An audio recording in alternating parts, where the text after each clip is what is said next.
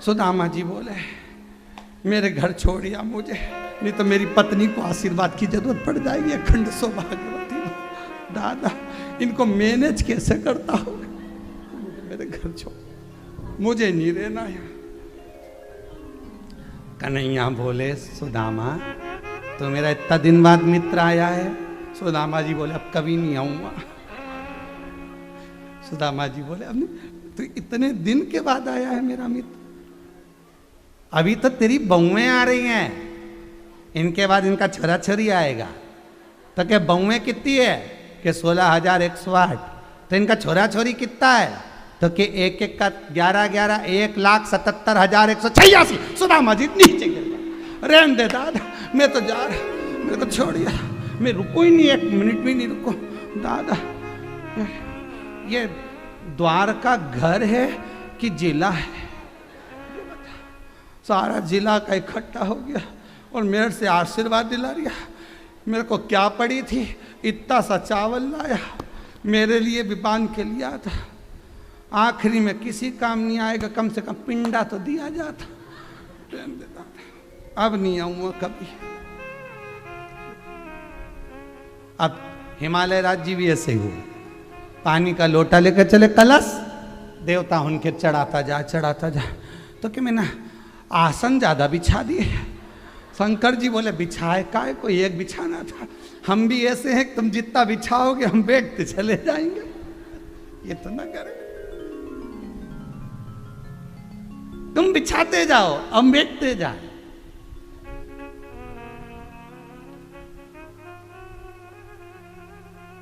तुम बिछाते जाओ।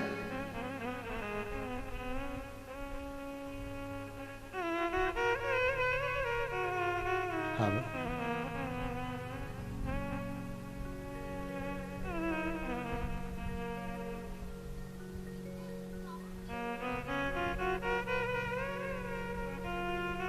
अब चले सब दूर देवता देवता देवता बैठे शिव, कहाँ जल चढ़ाऊं, कहाँ जाऊं।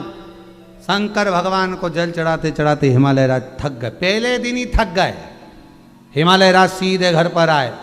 मैनावती ने पूछा भोजन कर लो, हिमालय राज जी बोले तो विश्राम करा दे। नहीं करूं भोजन। मैनावती को लगा शिव जी आए हैं, इतनी दूर से भगवान पधारे हैं, सेवा कर रहे हैं तो उपवास कर रहे होंगे। मैनावती ने पूछा तुम्हारा व्रत है क्या? हिमालय राज बोले व्रत नहीं, व्रताकार हूं, घूम घूम के थक गया। ओहो, तो तुम अकेले काहे को जा रहे हो? तुम में और बच्चों में अंतर है कि नहीं रहे? कितना भी मंदिर बना दो, बच्चे दौड़ दौड़ के दर्शन कर लेंगे, और बूढ़ा व्यक्ति तो आराम से जाए ना, आराम से जाते जाते जाते जाते धीरे धीरे पहुंचे, बैठ गए चले गए, बैठ गए चले गए। बोल दिया मैनावती ने अब कल से आप मत जाना, पार्वती को सेवा में भेज देना। किसको भेजना? पार्वती। पार्वती को सेवा में? हाँ। पार्वती मैया सुबह से तैयार। माता जी ने कह दिया हिमालय राज के इस आंगन में देवाधिदेव महादेव आए हैं, उनकी सेवा तुम्हें करना है। पार्वती जी बोली ठीक है, पर लाडो बेटी, ए गुड़िया सुन तो, सहस्त्रासन पर शिव बैठे हैं, कोई यहां कोई वहां कोई वहां। तो पार्वती जी बोली कौन सी बड़ी बात है, मैं सब पूजन कर जाऊंगी, तुम चिंता मत करो। गई, कुछ नहीं करा। पहले दिन गई, लोटा भी पानी का नहीं ले गई, ना कलश ले गई। पार्वती मैया जिस आसन पे शंकर जी बैठे थे उस आसन के सामने की मिट्टी उठा के लिए, सारी मिट्टी के इकट्ठा कर लिया, 1000 जगह की, और एक शिवलिंग का निर्माण कर लिया पार्थिव, उसकी पूजन में लग गई। पूरों का एक साथ स्मरण हो गया। पूरों का शिव महापुराण की कथा में पार्थिव निर्माण का वर्णन जो शिवरात्रि की कथा में करा गया है। आप लोगों ने जो शिवरात्रि पर शंकर का शिवलिंग का निर्माण करा था, उसका जो व्याख्यान वर्णन शिवरात्रि की कथा में शिव महापुराण में करा गया, उसमें वर्णन आता है एक पार्थिव शिवलिंग का निर्माण कर कर जो पूजन करता है, शास्त्र शंकर के शिवलिंग के पूजन का फल एक साथ मिल जाता है। सहस्त्र शिवलिंग पूजन का फल एक साथ।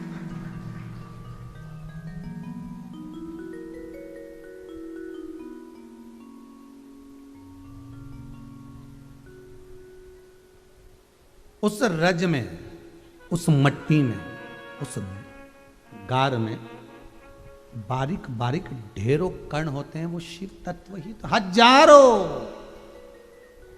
हजारों शिव तत्व।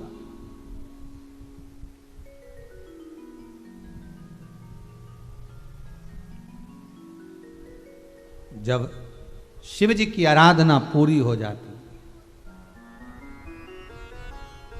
पार्वती मैया एक रुद्राक्ष शंकर के शिवलिंग पर समर्पित कर दी। वो रुद्राक्ष कोई दूसरा नहीं था, जिस रुद्राक्ष का चरित्र शुरू से चल रहा है आज चतुर्थ दिवस की कथा में। कितने मुखी था? जम के बोलो, 2 मुखी। वो रुद्राक्ष पार्वती मैया शिव को समर्पित कर। आज बाबा ने कुछ और लीला कर दी।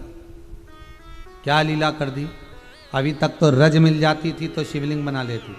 आज बाबा ने इतना, जहां देखो सफेद चादर बिछा दी, बर्फ ही बर्फ।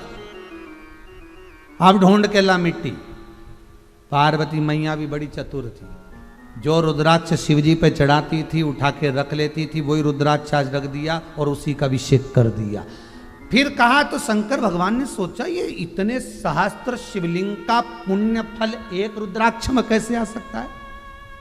शंकर भगवान आज आकर प्रसन्न नहीं हुए, वर नहीं दिया, आशीर्वाद नहीं दिया, सामने आए नहीं आए। माता पार्वती भी आराधना में लगी रही। देवलोक हिल गया।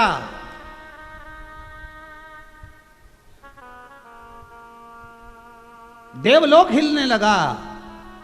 तब देवताओं ने पूछा कि बात क्या है, ये हो क्या रहा है? तो कि पार्वती मैया व्रत कर रही हैं, साधना कर रही हैं, उपास कर रही हैं, पार्वती मैया स्नान करा रही हैं भगवान शिव का। तो शंकर भगवान स्वीकार नहीं कर रहे। अब पिलक लगाओ ने बल्ब नहीं जले तो कोई मतलब का? अरे बोलो तो सही है कि गलत है? फिर देखना पड़ेगी नहीं। वो इतना बड़ा रे, उससे टेस्टर बोले, क्या बोले? टेस्टर ही बोले ना। फिर इसे ऐसे ऐसे टच करके देखना पड़े, करंट आई रहा कि नहीं आ रहा। तो अपन भी जब पूजन करें तो भगवान स्वीकार कर रहा है कि नहीं कर रहा है, ये कैसे मालूम पड़े? तो टेस्टर है। शिव महापुराण की कथा, शंकर की कथा में बैठ जाओ, एक बार टेस्ट करके देखो कि सही जगह करंट पहुंच रहा है कि नहीं पहुंच रहा है। तब समझ में आएगा। पार्वती जी ने जो पूजन करी वो शंकर जी स्वीकार ही नहीं कर रहे। अब तुम पिलक लगा के बैठी, बल्ब जल ही नहीं दिया। अब खटका बंद कर रही, चालू कर रही, सब कुछ देख रही, पर तुम्हें क्या मालूम कि वो बल्ब जो लगाया ही नहीं, उड़ गया।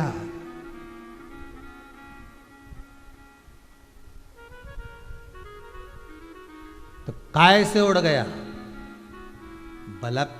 पहले के जमाने में वो पीला वाला लट्टू नहीं होता था, बल्ब पीला कलर का लट्टू बोलते थे, बल्ब पीला वाला।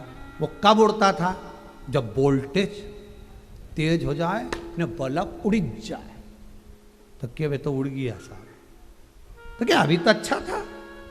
नहीं, अभी उड़ा है। क्या हुआ? तो क्या वोल्टेज तेज हो गया न, उड़ गया।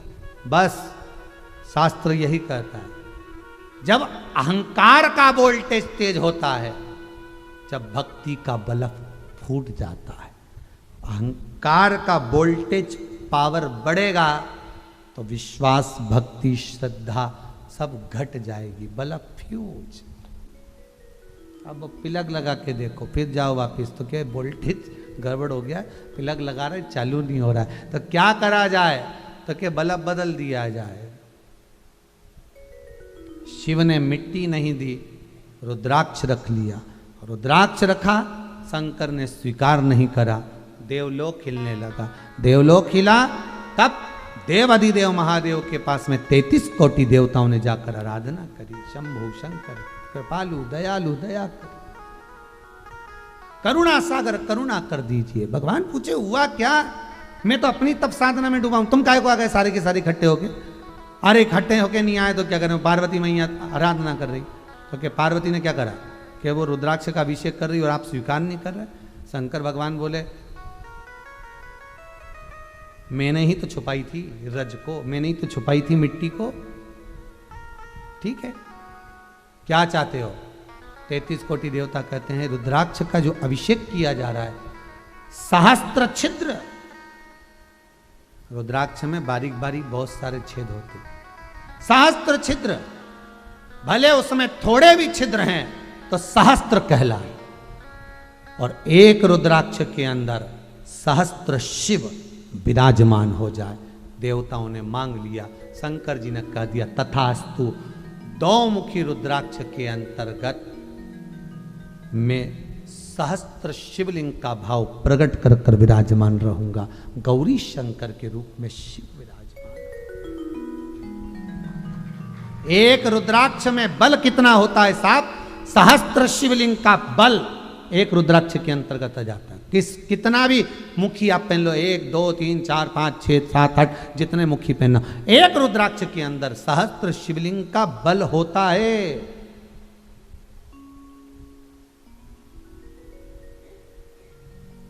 भारी से भारी बीमारी भी अगर घेर रही है और रुद्राक्ष का पानी आप पी रहे हो तो आराम मिलेगा, पक्का है।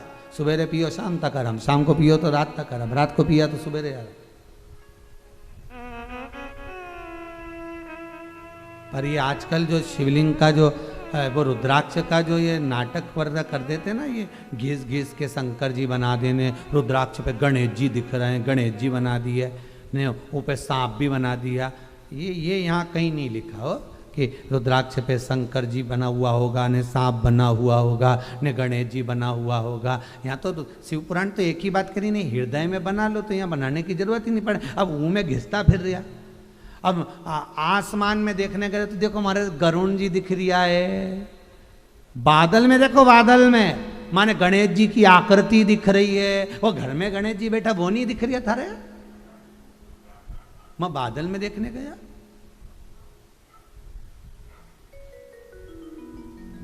भीतर शिव है, जलचर थलचर वायुचर, चाहे आकाश में भी शिव दिखेगा। भीतर गणेश है, हर प्रतिबिंब गणेश दिखेगा। भीतर ठाकुर है, हर जीव में ठाकुर दिखेगा। भीतर राम है, सर्वस्व राम नजर आएगा। आपके भीतर जो बैठा होगा सामने, आप कभी भी जाएंगे आपके मन में आ जाएगा, देखो सामने आकृति दिख रही ना, ऐसा लग रहा है ना कि हनुमान जी जा रहा है, सामने बादल में ऐसा नहीं दिख रहा, शंकर जी बैठे बादल में ऐसा नहीं दिख रहा। क्यों? क्योंकि तुम्हारे भीतर वो बैठा है जो दिख रहा है। तो जिसमें रब दिखता है यारा, मैं क्या करूं, नजर वही आ रहा है जो तुम्हारे भीतर है।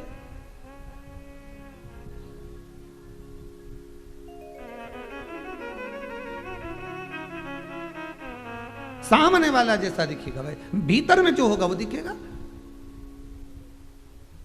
नहीं तो एक पति अपनी पत्नी से कह रहा था, सुन तेरा हाथ जोड़ूं, ये मुंह उधर करके सो जाया कर। पति बोला, पत्नी बोला काय को? पत्नी बोली किस लिए? पति बोला तेरा मुंह देखकर रात की नींद नहीं आती, ऐसा लगता है कि तू मुझे खाने दौड़ रही है। पत्नी उठ के बैठी, रसोई घर गई, हल्दी ले आई घोल के। फालतू की बात करना मत, कल मेरे को जाना है पार्टी में, मैंने उपटन बना के तैयार रखा था, पोत की ओर सो गई। अब आधी रात को पत्नी की आई नींद नहीं, जब नींद नहीं आई तो उठ के बैठ गई।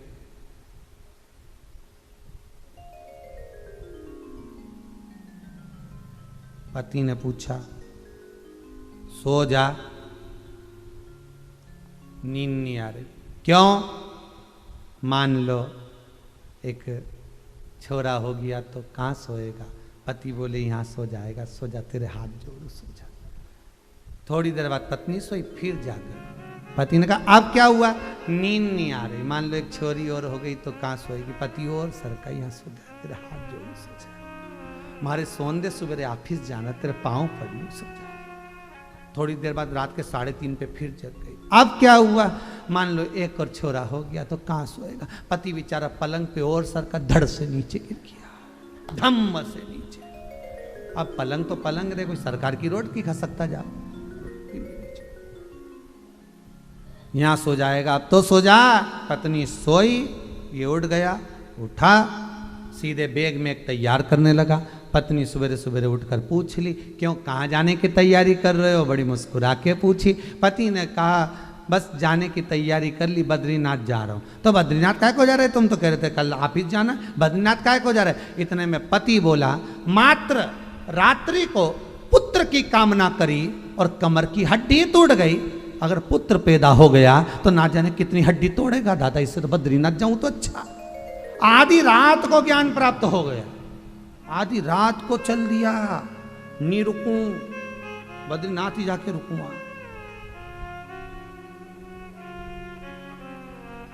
वही जाऊं।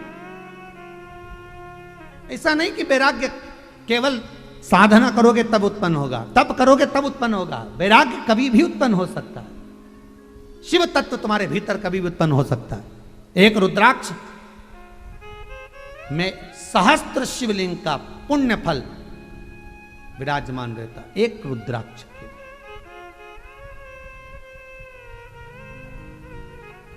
भले फिर वो कितना भी मुखी हो, एक मुखी से लेकर 14 हो, 21 हो, 38 हो, रुद्राक्ष के भीतर शिव तत्व छुपा हुआ। कभी आप लोग घर में रुद्राक्ष का स्नान कराओ तो आपके भीतर केवल ये भाव नहीं आना चाहिए कि आप रुद्राक्ष का स्नान करा रही हो, आपके भीतर ये भाव आना चाहिए कि 1000 शिवलिंग को मैं स्नान करा रही हूं, सहस्त्र शिवलिंग का मैं अभिषेक कर रही हूं, सहस्त्र शिवलिंग का मैं स्नान करा रही हूं।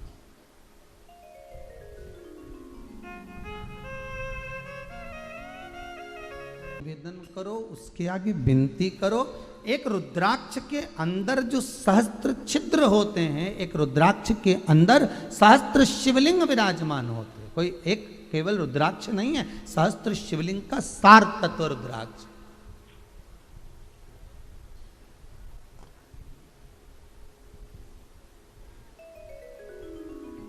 सहस्त्र शिवलिंग का सार तत्व है रुद्राक्ष।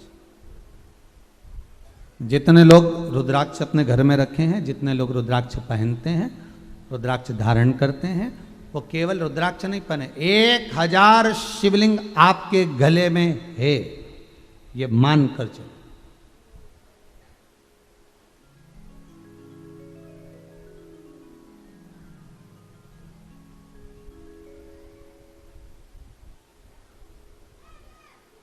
एक 1000 शिवलिंग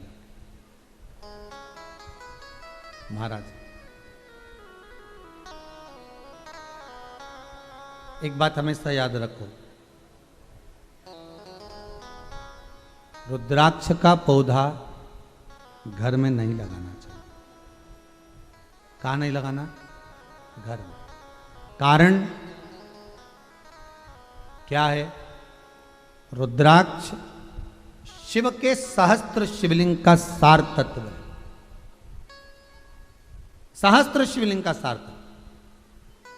अगर कोई बच्चा निकल कर गया, कोई व्यक्ति निकल कर गया, कोई रजस्वला नारी निकल कर गई, मान लो कोई गलत कपड़ा है, कोई गलत थूक गया, झूठा पानी डाल गया, यहाँ बेलपत्री के वृक्ष तक ठीक है कि आप घर में रखो, मना नहीं। शमी का वृक्ष हो चाहे बेलपत्री का वृक्ष हो, छोटा रहे तब तक घर में रखो, बड़ा हो जाए बाहर लगवा। बेलपत्री का वृक्ष, तुम्हारा घर का गार्डन बहुत बड़ा है, खुली जगह पड़ी है, फिर वृक्ष बड़ा भी हो जाए चल जाए। पर शमी का जो पौधा होता है वो पौधे तक ही रहना चाहिए। शमी अगर पेड़ बन जाए तो उसको फिर बाहर लगवा देना चाहिए, फिर घर के अंदर। रुद्राक्ष का पौधा, रुद्राक्ष का वृक्ष बाहर, घर में नहीं। आजकल एक फैशन चल गया, बड़े प्रेम से बताया, हमारे यहाँ तो रुद्राक्ष का पौधा लगा है गुरुजी। हमने कहा बहुत बढ़िया, बहुत बढ़िया, इससे बढ़कर शुक्र क्या होगा। पर रुद्राक्ष का जो पौधा है वो बाहर होगा, तब उसका जो स्मरण होगा, उसकी जो चाकरी होगी, उसका जो निवेदन होगा, उसका जो सिंचन होगा, वही कला। शिव तत्व को पाना है, रुद्राक्ष धारण करो। हिमालय राज्य की धर्मपत्नी मैनावती, मैना, धन्या और कला, ये 3 पितरों की बेटियां हैं। आपको पहले भी कथा में कहा था, सनत कुमारों का श्राप लग गया था कि तुमने हमें अंदर नहीं जाने दिया, हम आपको श्राप देते हैं कि तुम मृत्यु लोक में जाओ, पृथ्वी पर जाना पड़ेगा। इनके लहंगा जो वस्त्र था मैना धन्या कला का, उस वस्त्र की जो किनौर लगी हुई थी जिसमें रतन जड़े हुए थे, उससे सनकादि ऋषियों की जंघा पर लग गया था, जिससे उनको खरोच उत्पन्न हो गई थी, जिसके कारण उन्होंने कहा दिया तुम्हें मृत्युलोक में जाना पड़ेगा। और रोने लगी, हमें मृत्युलोक पितृलोक से मत भेजो, हम पितृलोक में अच्छे हैं, हमें मृत्युलोक नहीं चाहिए। पर नहीं माने, जाना पड़ेगा। तब चले, वर दे दिया। जब चरणों में पड़ गई तीनों, कुछ वर दीजिए, वर दिया। तुम तीनों की गोद में 3 देवियां खेलेंगी। मैना की गोद में माता पार्वती, धन्या सुनैना बनी जिनकी गोद में माता जानकी जी, कला कीर्ति बनी जिनकी गोद में राधा जी की।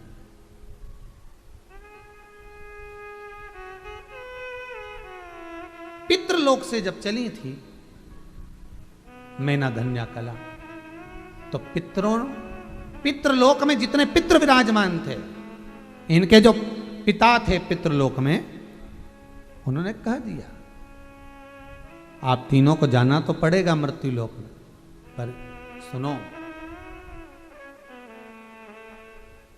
मृत्युलोक में जाने के बाद तुम 3 देवियां 3 मालाओं को धारण कर ले। पितृ कर रहे हैं, बहुत अच्छे से सुनना ये कहता। पितृलोक से तुम मृत्युलोक में जाओ तो 3 देवियां 3 माला को धारण कर लेना। 3 देवियां तुम्हारी गोद में आएंगी, वो उस माला का संचार करेंगी। उसी माला के बल पर शिव तत्व, राम तत्व, कृष्ण तत्व प्राप्त होगा।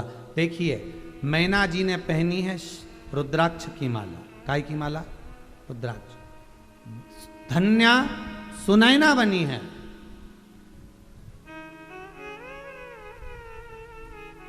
धन्या सुनैना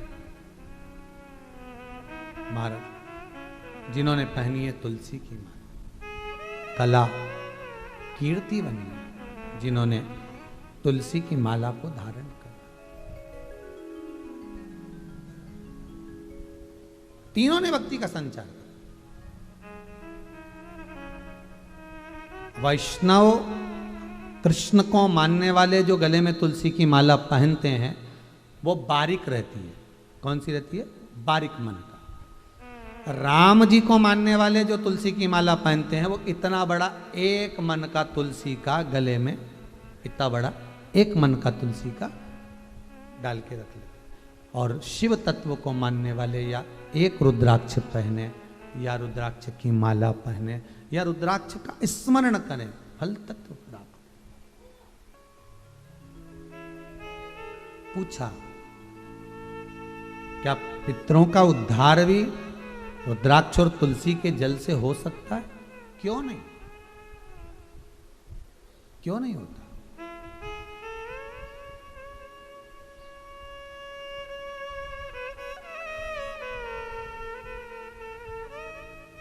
सोलह श्राद्ध में, श्राद्ध पक्ष में प्रयास करना। वैसे तो श्राद्ध पक्ष में कथा रहेगी टीवी पर, आस्था चैनल पर भी, तो उसमें हम बताएंगे ही, सब वर्णन चलेगा उसमें शिव महापुराण की कथा के अंतर्गत। कल कुछ माताओं के फोन बहुत आए कि गुरुजी ने तो बोल दिया 1 महीने तक कथा अब नहीं देवे अभियाल, तो हमारा क्या होगा? तब जाकर फिर प्रयास करा गया कि 1 महीना नहीं तो फिर 15 दिन के बाद दे दें। ठीक है, इतना तो चलेगा ना? 15 दिन के बाद में फिर कथा दे दें आस्था पर। 1 महीना नहीं, अब सबके फोन पर फोन आए कि नहीं थोड़ा सा समय और जल्दी, तो ठीक है 1 महीना नहीं 15 दिन के बाद, 7 दिन ऐसे निकल जाएंगे। 7 दिन भागवत जी के, भागवत सप्ताह के निकल जाएंगे, फिर कथा हो जाए।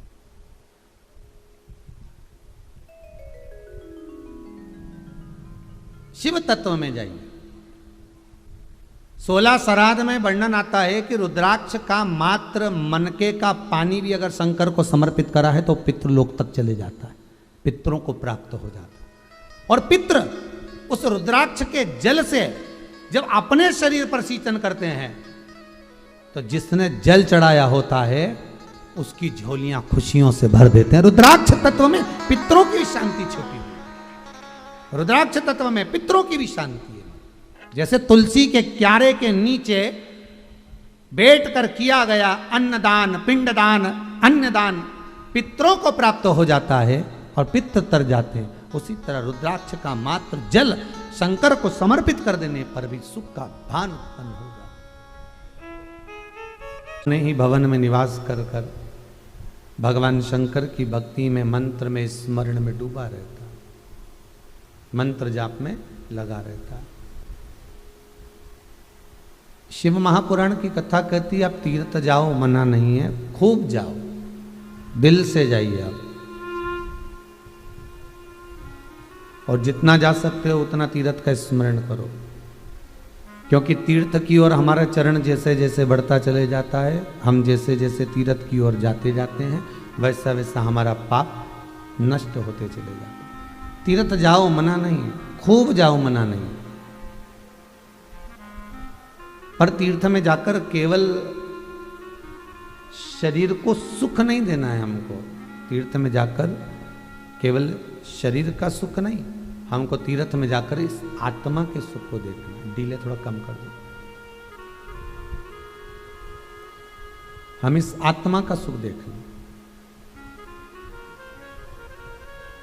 दुनिया के कई लोग तीर्थ करने जाते हैं तो पहले जाकर सबसे पहले देखेंगे तो होटल देखेंगे, अच्छी होटल मिलना चाहिए, शानदार रूम। रहो रूम में, मना नहीं है, पर रूम में रहने के साथ में एक चीज और होना चाहिए, सुबह उठो तो भगवान का कम से कम 5 बार 7 बार नाम तो लो। दोपहर में अगर विश्राम कर रहे हो तो 5-7 बार भगवान का नाम तो लो। होटल में रुको, शरीर को सुख दो, मना नहीं है, क्योंकि अगर शरीर ही दुखी हो जाएगा तो फिर भगवान का भजन कैसे हो पाएगा। पर उस होटल में भी, जिस होटल में आप निवास कर रहे हैं, जिस होटल में आप रह रहे हैं, जिस होटल में आप कमरा लिए हैं, उस होटल में भी कम से कम जिस तीर्थ में आप आए हैं उस तीर्थ का स्मरण करते रहो, भजन करते रहो, या नाम जाप या मंत्र जाप जपते रहो, तो भगवान की प्राप्ति है, तो भगवत चरणारविंद का रसास्वादन हमको प्राप्त हो सकेगा।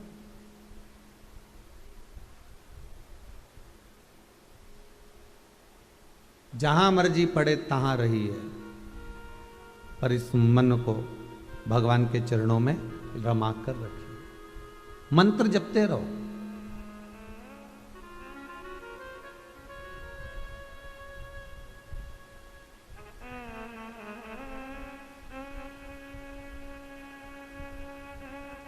और जितना मंत्र में आप डूबेंगे, जितना नाम जाप में आप डूबेंगे, जितना आप स्मरण करेंगे, भजन करेंगे, कीर्तन करेंगे, उतनी उतनी इस हृदय चित्त में, इस मन में भक्ति का संचार होता रहता है।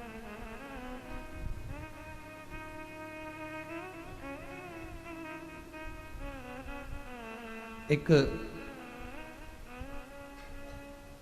रुद्राक्षों में 2 मुखी रुद्राक्ष होता है।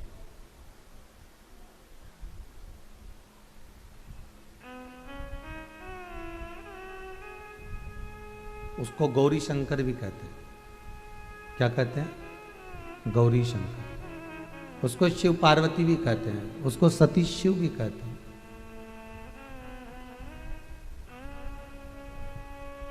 उस रुद्राक्ष का सबसे प्रबल अगर कोई वर्णन है तो केवल इतना है कि वो रुद्राक्ष का जल या रुद्राक्ष धारण करने वाला व्यक्ति जिस परमात्मा की भक्ति में लगा रहता है, जिस परमात्मा की भक्ति में डूबता है, जिस परमात्मा की भक्ति में रमता है, वो उस परमात्मा का दर्शन या उसकी साक्षीकरण या उसकी मौजूदगी, अर्थात वो सम्मुख में है, वो हमारे सामने है, वो हमारे सम्मुख में है, ये हमें अनुभव करा देता है।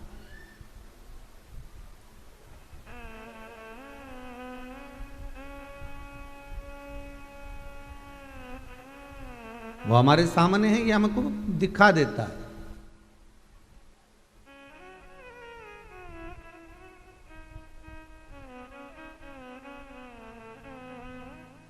बस दौमुखी रुद्राक्ष का एक सबसे प्रबल कार्य है हृदय में भक्ति का संचार करना। कई माताएं कहती हैं, गुरुजी जब मैं कुमारी थी ना तो खूब भगवान के मंदिर जाती थी, भजन भी करती थी, कथा भी सुनती थी, सत्संग भी करती थी, स्मरण भी करती थी, मंत्र जाप नाम जाप सब करती थी। पर जब से विवाह के चक्कर में पड़ी, शादी ब्याह हो गया, उसके बाद तो ना जाने मेरी बुद्धि को क्या भाटा पड़ गया, मन लगे ही नहीं कथा में, सत्संग में, भजन में, पूजन में, स्मरण में। और बैठ भी जाऊं नहीं तो 15 मिनट बाद तो मन उच्चिष्ट हो जाए।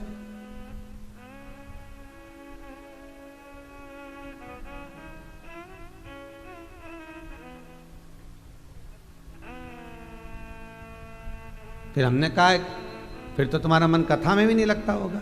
नहीं, कथा में तो लग जाए क्योंकि तुम बीच बीच में वो चिटकुल्ला छोड़ दो नहीं।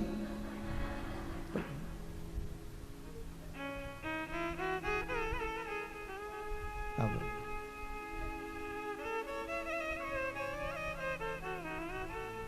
सबसे सत्य बात तो ये है, अच्छी बात ये भी है कि जो भी यहाँ आता है ना, कहीं मिलने वाला कोई आ गया, अभी तो कोरोना महामारी में तो खैर यहाँ परमिशन नहीं, परंतु आप लोग मानते कहाँ राम जी है?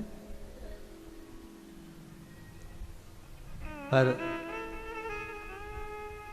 कोई लोग अगर मिलने आते हैं ना तो बहुत अच्छे से कहकर चले जाते हैं। जो जो मन में होता है ना वो सब बोल देते हैं कि हमारा मन नहीं लगे, हमारा चित्त नहीं लगे, हमारी वृत्ति ना लगे, हम इस मन को कैसे भी भगवान की पूजन में लेके जाएं, उच्चिष्ट हो जाए। तो हम भी पूछ ले, कथा में भी ना लगे तो कि नहीं, वो लग तो जाता, पर वो बीच बीच में जो मिलता है उससे लगता।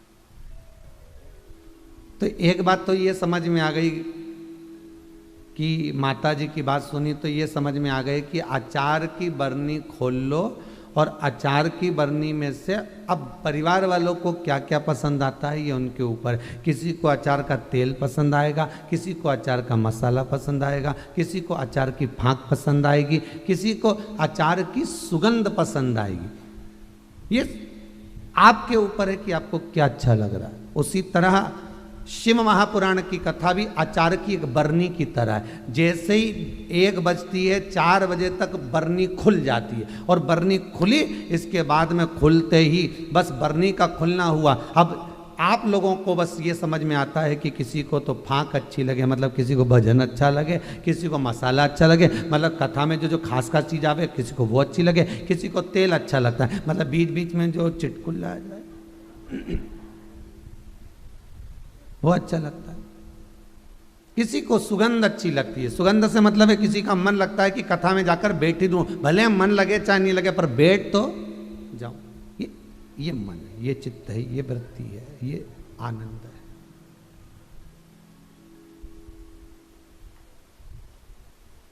अब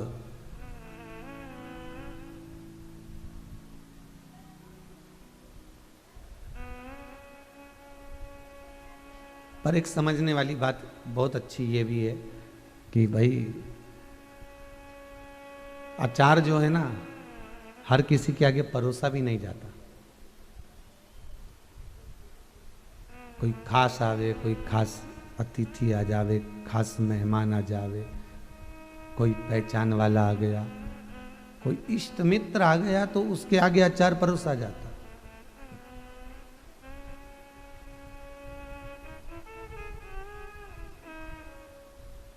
भगवान भी यही विचार करता है। एक भक्त ने भगवान से पूछ लिया, हमें आपसे कुछ पूछना है। भगवान बोले बोलो क्या पूछना है। जैसे पूछने वाले कहीं से भगवान से पूछ लिया, हमको आपसे पूछना है। भगवान बोले बोलो क्या पूछना है। ये बताओ, हमारे यहाँ पर नींबू ज़्यादा आ जाता है तो हम अचार डाल लेते हैं, हमारे यहाँ पर केरी ज़्यादा आ जाती है तो हम अचार डाल लेते हैं, हमारे यहाँ पर ज़्यादा आंवला आ जाता है तो हम मुरब्बा डाल लेते हैं या अचार डाल लेते हैं। अब ये बताओ कि इतने सारे लोग कथा सुन सुन के, भजन कर कर कर, दान कर कर कर, नाम जप जप कर, इतने सारे भक्त जब मर के तुम्हारे पास जाते हैं तो तुम क्या करते हो? हम नींबू ज़्यादा आया तो अचार डाल लिए, केरी ज़्यादा आई तो हमने अचार डाल लिया, आंवला ज़्यादा आया तो अचार डाल लिया। तुम क्या करते हो? भगवान बोले हम भी अचार डाल लेते। अब इतने सारे भक्त लोग अगर कथा सुनेंगे, स्मरण करेंगे, भगवान की भक्ति में डूबेंगे, नाम जाप करेंगे, स्मरण करेंगे, तो मरने के बाद ये कहीं दूसरी जगह तो जाएंगे नहीं, तो अचार हम भी डाल लेते हैं। तो भक्त ने पूछा तुम कैसे अचार डालते हो? तो भगवान बोले तुम कैसे डालते हो? कि हम तो मसाला में मिला के फाँक को और फिर तेल डाल के बर्नी में रख देते हैं। अच्छा, तो भगवान भी कहते हैं ये मसाला मिलाया तो नीचे से ही आता है, मैं तो केवल हृदय की बर्नी में इसको रख लेता हूँ। भगवान कहते हैं मैं इसको हृदय की बर्नी में संजो कर रखता हूँ।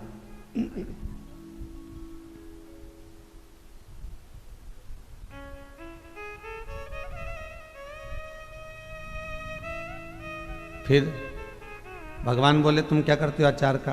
तो क्या हमारा कोई रिश्तेदार आता है ना तो हम अचार उसको दे देते हैं, फिर वो खाता है बड़े प्रेम से। अच्छा, भगवान बोले हम भी ऐसे ही, जिस मोहल्ले में, जिस क्षेत्र में, जिस कॉलोनी में, जिस शहर में, जिस नगर में, जिस गांव में, जिस खेड़े में भगवान का भजन कम होता है, अचार की बरनी खोलकर भगवान कहते हैं एक भक्त को हम भेज देते हैं और शिव पुराण चालू करवा देते हैं। बस अब दुनिया के लोग वहाँ पर जाकर अचार चाटना प्रारंभ कर देते हैं, वहाँ पर जाकर अचार खाना प्रारंभ कर देते हैं, दुनिया के लोग उस अचार को चाटना प्रारंभ कर देते। तो तुमसे अगर कहीं का पूछे कि तुम कहाँ गई थी, तो आज तुम कह सकती हो कि हम अचार चाटने गए थे। अब उसका स्वाद क्या है? अब उसका स्वाद है क्या? तुम्हारी पड़ोसन अचार खा रही हो और तुम उसके पास में बैठ जाओ, तुम उसका स्वाद बता सकती हो क्या? अब वो तो बढ़िया उंगली से न मसाला ने रोटी का कोरा पे न टुकड़ा पे न ऐसी मल मल के न फिंगर बना के न गुट्टा बना के न मुंडा में धर ली, और तू बैठी न मुंडा में पानी आई जाए। जब कथा में बैठी बैठी मुंडा में पानी आई गया तो वहां क्या देगा?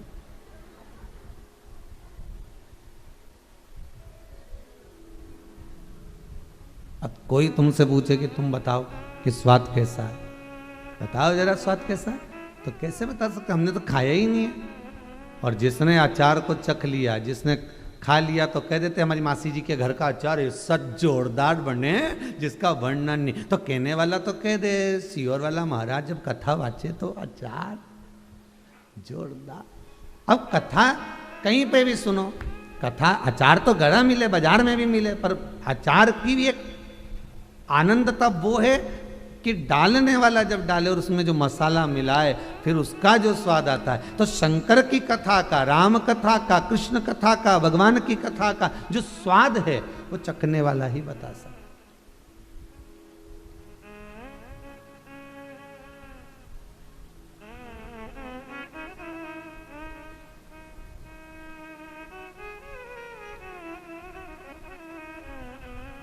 आज कोई कह रहा था गुरुजी हम तो सब कुछ करें पर वो हमारा बेटा कहीं नहीं करे, तो ताली तो दोनों हाथों से बजे नहीं कि बजे। हमने कहा ये बात तो सही बात थी। तो आज हमको समझ में आया कि ताली दोनों हाथों से बजे, मतलब आप थोड़ा सा बढ़ोगे तो भगवान भी थोड़ा सा बढ़ेगा, आप थोड़ा सा और बढ़ोगे भगवान और बढ़ेगा। जब ताली दोनों हाथों से बजती है तो भक्त जितना भगवान को भजता है, भक्त जितना भगवान का स्मरण करता है, भक्त जितना भगवान की भक्ति में डूबता है, यह पक्का है कि महादेव भी उसकी भक्ति में डूबता है, मेरा शिव भी उस भक्त के हृदय चित्त को संजो लेता है। ताली दोनों हाथों से बजती, समझ में आ गया? अब अभी तक तो ये समझते थे कि ताली दोनों हाथों से बजती, पर आज समझ में आया कि इधर से ये बढ़े, इधर से ये बढ़े, इधर से ये बढ़े, से ये बढ़े, और दोनों का लेवल जब बराबर में हो तो ताली का आनंद भी दूसरा होता है। उसी तरह भक्त जितना जितना बढ़ता है, एक कहीं उपदेश लिखा हुआ पढ़ा था हमने, तुमने भी पढ़ा होगा, तो 2 कदम चल वो 1000 कदम चलेगा। सही है, कहीं लिखा हुआ पढ़ा था सार में। तू थोड़ा दान कर कर देख, वो कुबेर के भंडार खोल देता है। तुम मुख से भजन कर, वो तेरी भक्ति में डूब जाता।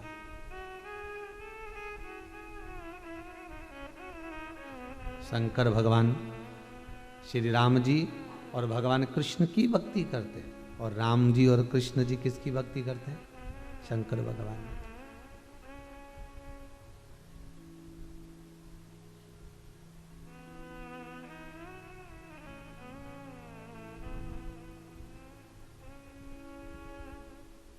उनकी भक्ति में रमे हुए हैं मेरे राम। किसी भी स्थान पर बैठकर आप अगर मंत्र का स्मरण कर रहे हो, देखिए जरा, एक बार भगवान शंकर, भगवान भूत भावन भूतेश्वर ने भगवान विष्णु को बुलाया और भगवान नारायण आए। आते सी भगवान विष्णु ने पूछा, प्रभु क्या बात है, आज आपने हमको याद किया है, क्या हुआ क्या ये तो बताओ। शंकर भगवान बोले, मुझे कैलाश पर रहते रहते बहुत समय हो गया, इसलिए मेरा मन है कि थोड़ा सा नीचे उतरूं और नीचे उतरकर फिर मैं तप करने के लिए जाऊं। तो ये पृथ्वी पूरी आपकी है, ये कैलाश आपका है, ये पूरा जलचर थलचर वायुचर ये सब तो आपके। तो आपका मन पड़े जहां जाकर आप तप करो, आपका जहां मन पड़ता है वहां साधना करो। संपूर्ण ब्रह्मांड, संपूर्ण विश्व शिव का ही तो है। शिव महापुराण की कथा कह रही है, गुनाह कर कर कहां छुपाओगे, धरती और आकाश है तो उसी का, कहां छुपाओ। ये जमीन और ये आसमान सब उसी का तो है। गुनाह कर कर कहां छुपाओगे,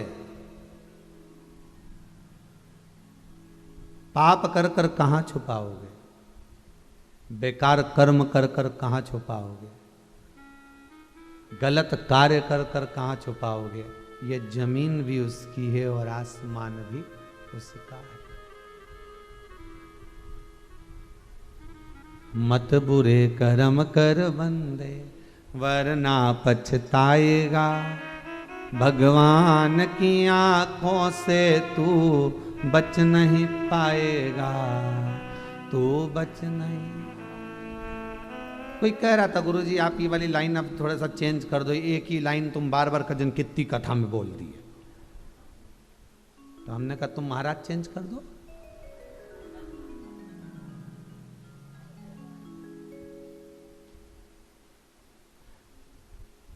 रोटी चेंज कर दो, नहीं खाऊंगी, एक महीना रोटी में खा खा के बोर हो गई। दाल बाटी खा रोज, फिर एक हफ्ते बाद डॉक्टर के पास चली जा, डॉक्टर के बाटी फंस गई है, वो इधर तक इधर दाल है, तो बीच में के चूरमा है, सब फंस गया।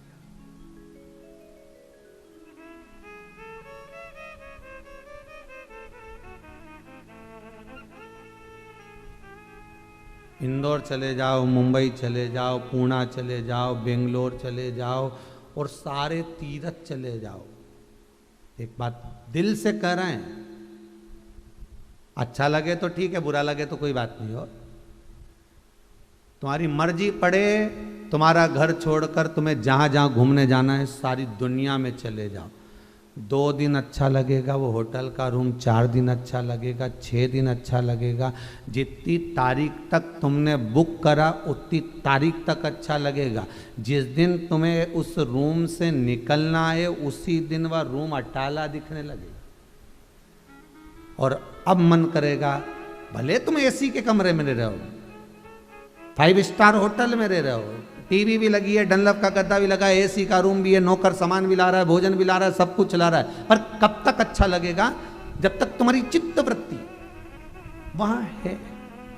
5 दिन, 8 दिन, 7 दिन, 10 दिन, 15 दिन, 20 दिन, उसके बाद मन दौड़कर, भले वो तुम्हारा घर कैसा भी हो, भले टीन का हो, भले कच्चा हो, भले वहां पर डनलप का गद्दा नहीं हो, भले कमरा में टीवी नहीं लगी हो, भले उसमें एसी नहीं लगा हो, पर याद तो उस घर की आती है, उसी घर की। उसी तरह संसार में मनुष्य जन्म तो ले लेता है, तो कहता है ये तो पापी है, ये व्यक्ति ऐसा है, वो व्यक्ति ऐसा है, ये भेद हमने कर दिया। पर भगवान ने अगर जन्म दिया है, परमात्मा ने अगर पैदा किया है और हम यहां आए हैं, तो ये तो होटल है, ये संसार क्या है? मुसाफिर खाना।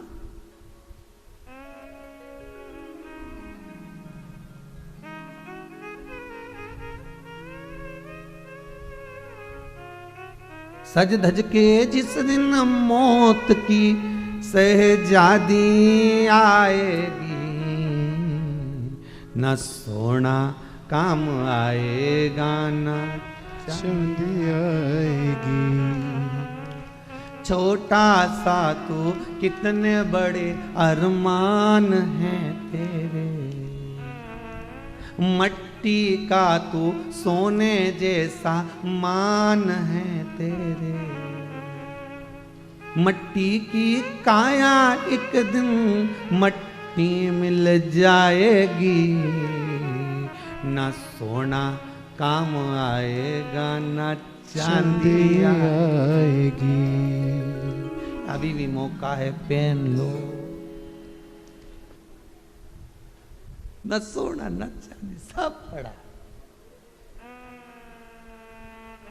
धरा की धरा रह जाए।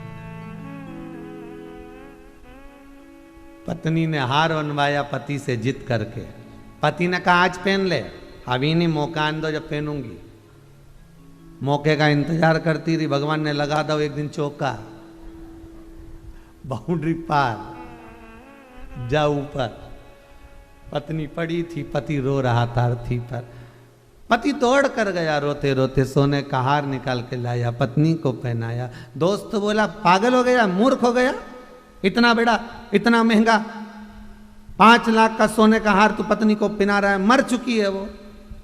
पति बोला मैं इससे हमेशा कहता था पहन ले पहन ले पहन ले, ये हमेशा कहती थी मौका आन दो मौका आन दो मौका आन दो। इसके कई मालूम था कि भगवान कब चौका लगा दे किसको मालूम। पहन लेती तो कम से कम दिल की तो हो जाती। सब ले जा के तिजोरी में धर दिया। बस शादी होगी ना छोरा की, जब पहनूंगी, बेटी की शादी होगी सब निकाल के लाऊंगी लाकर में से, सब पहन लूंगी। और उससे पहले निपट गई तो अब ये गारंटी किसकी है?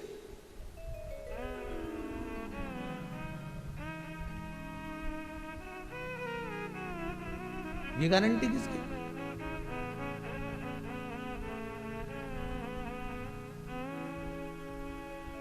अरे साथ देती नहीं ये किसी का, क्या भरोसा है इस जिंदगी का।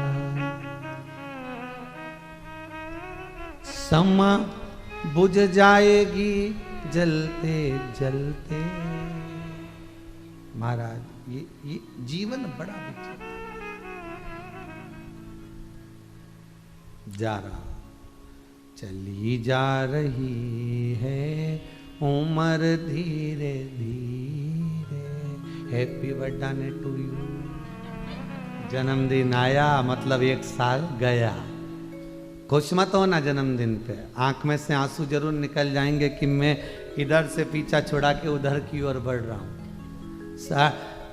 62 साल की हो गई। ओरे राम, कितना बचिया मालूम ही नहीं, वो के सब मालूम कब निपटी जाए। कब मेरा बेटा 14 साल का हो गया, जन्मदिन है, मित्रों को बुलाया, भोजन कराया, केक काटा। पर वो केक काटने की जो प्रथा होगी ना, मुझे ऐसा लगता है इसलिए काटते होंगे कि इसका 1 साल कट गया, इसीलिए काटते होंगे, मुझे ऐसा लगता है। नहीं तो हमारे हिंदू धर्म के अंतर्गत तो कहीं नहीं लिखा कि तुम केक काटो।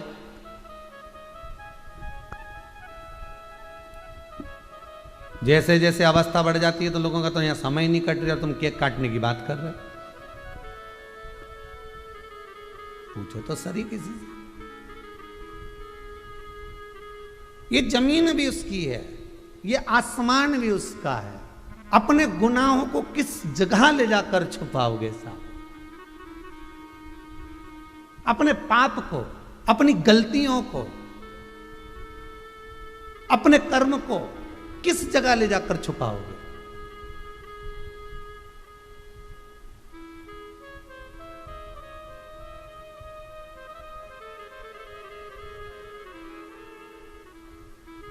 वहां तो पेशी भी नहीं होती और गवाही भी नहीं होती, यहां तो सब होता है।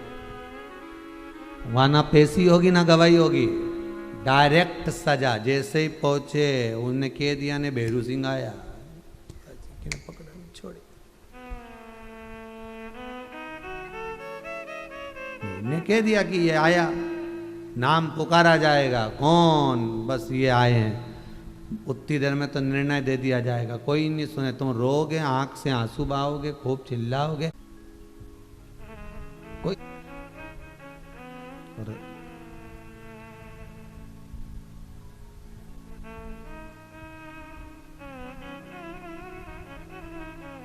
यम की जब तुम केद चढ़ोगे, उसके करीब में जब पहुंचोगे, अगर पल्लू में थोड़ी सी कुछ रखकर ले गए, दुनिया के लोग कहते मुट्ठी बांधे आया जग में हाथ पसारे जाएगा, क्या तू लेकर आया जग में, क्या तू लेकर जाएगा। पर शिव महापुराण की कथा कहती है मुट्ठी बांधे आया जग में, कुछ ना कुछ लेकर जरूर जाएगा। शिव पुराण कह रही, खाली हाथ भले आया पर हृदय भरकर ले जाएगा। शिव पुराण की कथा कहती है, दुनिया कहती है कि तुम मुट्ठी बांधे आए पक्का है, खाली आए खाली जाओगे ये पक्का नहीं है। शिव पुराण कहती है जो तुमने कथा सुनी है, जो तुमने शिव महापुराण की कथा लगातार आस्था चैनल पर 1 बजे से 4 बजे तक, कभी 2 बजे से 5 बजे तक, कभी कभी कभी कभी जो तुम श्रवण कर रहे हो, तुमने जो दान दिया है कुबेरेश्वर महादेव के मंदिर निर्माण के लिए, गौशाला के निर्माण के लिए, वृद्धाश्रम बन रहा है उसके निर्माण के लिए, आजीवन भोजन भंडारे के लिए, कि अपन तो चले जाएंगे परंतु अपने हाथ का लोग कम से कम भोजन तो करते रहेंगे। ये तुमने जो दान करा, तुमने जो पुण्य करा, तुमने जो सत्कर्म करा, तुमने जो कथा सुनी, तुमने जो सत्संग करा, इसका पुण्य कौन लेकर जाएगा? इसका पुण्य कोई पड़ोसी लेकर नहीं जाएगा, ना कोई रिश्तेदार, ना तुम्हारा कोई कुटुंब वाला, ना कोई परिवार वाला। तुमने जिन हाथों से दान करा है, तुमने जिन हाथों से पुण्य करा है, तुमने जिस जिब्या से भजन करा है, बस तुम्हारा पुण्य तुम्हारे साथ जाएगा। खाली हाथ नहीं जाओगे, अपना पुण्य लेकर जाओगे, सत्कर्म लेकर जाओगे। तो तुम्हें थोड़ी बहुत तो इस बात का अहंकार आ जाना चाहिए कि मेरे पास तो बहुत सारा पुण्य इकट्ठा है, पर उस पुण्य को पुण्य ही रहने देना। अभिमत्ता में कहकर बताकर उस पुण्य को छिन्न ना करिएगा।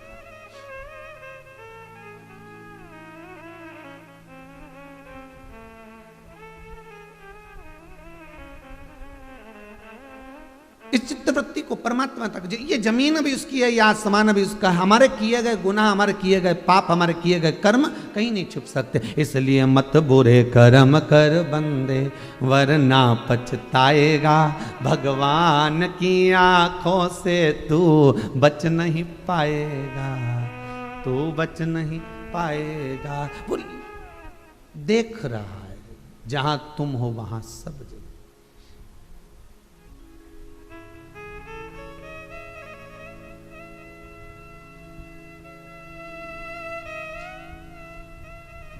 वो देख रहा है, सुन भी रहा है।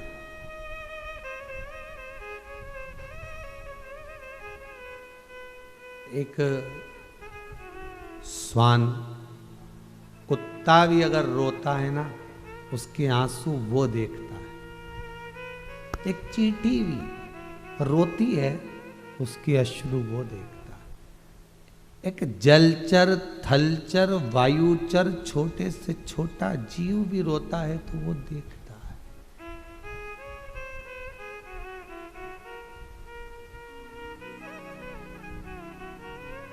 वो देख रहा है कि मुझे क्या करना है। शंकर भगवान ने भगवान विष्णु से कहा कि मुझे कैलाश पर बैठे बैठे बहुत समय हो गया, मेरा मन है कि कहीं ऐसी जगह पहुंचूं जो थोड़ी नीची हो, और नीची हो तो वहां जाकर मैं तप करूं, वहां जाकर मैं साधना करूं, वहां जाकर मैं उपासना करूं। शंकर भगवान की इस कथा से, मेरे भोले की इस कथा से, मेरे शिव की इस कथा से थोड़ा सीखना। बहुत ऊंचाई पर रहते रहते भी अगर मन कभी कभी करने लगे कि मुझे नीचे बैठ कर तप करना है तो कर लेना। शंकर भगवान भी कैलाश के शिखर पर बैठते थे।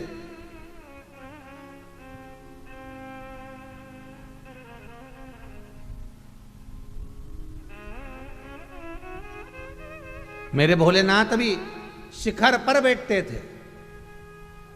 कैलाश के शिखर पर बैठकर भगवान विष्णु से करे मुझे थोड़ा नीचे उतरना है, तप करना।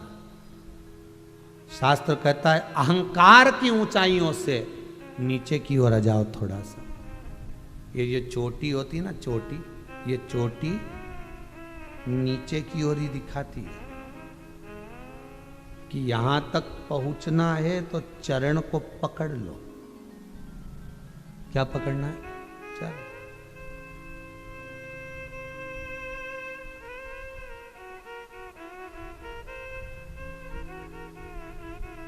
प्रभु के चरण जब पकड़ लिए, भगवान के चरणारविंद जब हमको मिल गए, तो फिर ऐसी कोई ऊंचाई नहीं जहां तक आप पहुंच नहीं सकते, जहां तक आप जा नहीं सकते।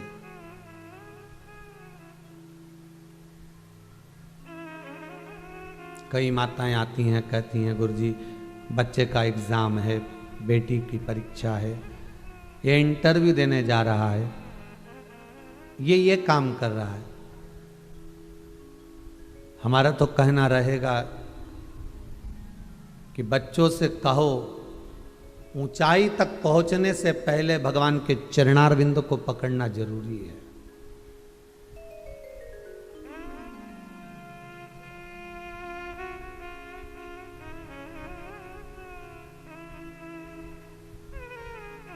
दुनिया के लोग और सदगुरु, परमात्मा जो गुरु होता है, इसमें बहुत अंतर है। सांसारिक मनुष्य में और गुरु में अंतर है। एक गुरु जी ने अपने चेले से कहा, सुन, इस वृक्ष पे चढ़ जा, इस पेड़ पे चढ़कर, वृक्ष पे चढ़कर झंडा लगा करा।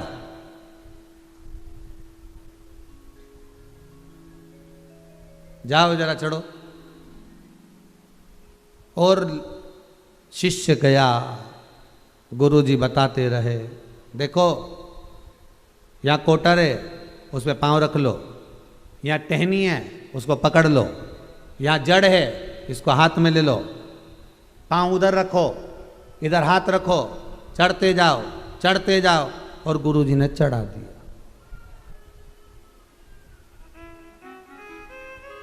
कहाँ चढ़ा दिया? उस वृक्ष के ऊपर। गुरु का काम यही है, मार्ग बताते जाएगा, ये कर लीजिए, आप ये वाला उपाय कर लो, आप रुद्राक्ष का ये उपाय कर लीजिए, आप ये काली मिर्ची का उपाय कर लीजिए, आप ये काली तिल्ली का उपाय कर लीजिए, आप ये पीपल के वृक्ष का उपाय कर लीजिए, आप पीपल के पत्ते का उपाय कर लीजिए। गुरु आपको केवल मार्ग बता सकता है कि आपको ये करना है, और करोगे तो फल जरूर मिलेगा। वो मंजिल तक, ऊपर तक पहुंच गया।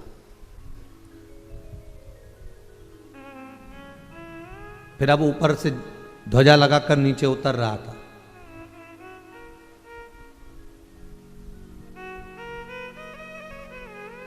गुरुजी ने कहा, देख वो टहनी पकड़ ले, धीरे से वहां पर हाथ रख ले, वहां पांव रख ले। अब चेला जब नीचे उतर रहा था, गुरुजी ने बोलना बंद कर दिया। चेले को गुस्सा आ गया कि गजब का गुरुजी मिला। ऊपर चढ़ाने के टाइम तो के ये पकड़, वो पकड़, ऐसा कर, वैसा कर, वो ऊपर चढ़ा दिया। अब उतरने के टाइम पे एक शब्द नहीं बोल रहा कि ये पकड़ कि वो पकड़।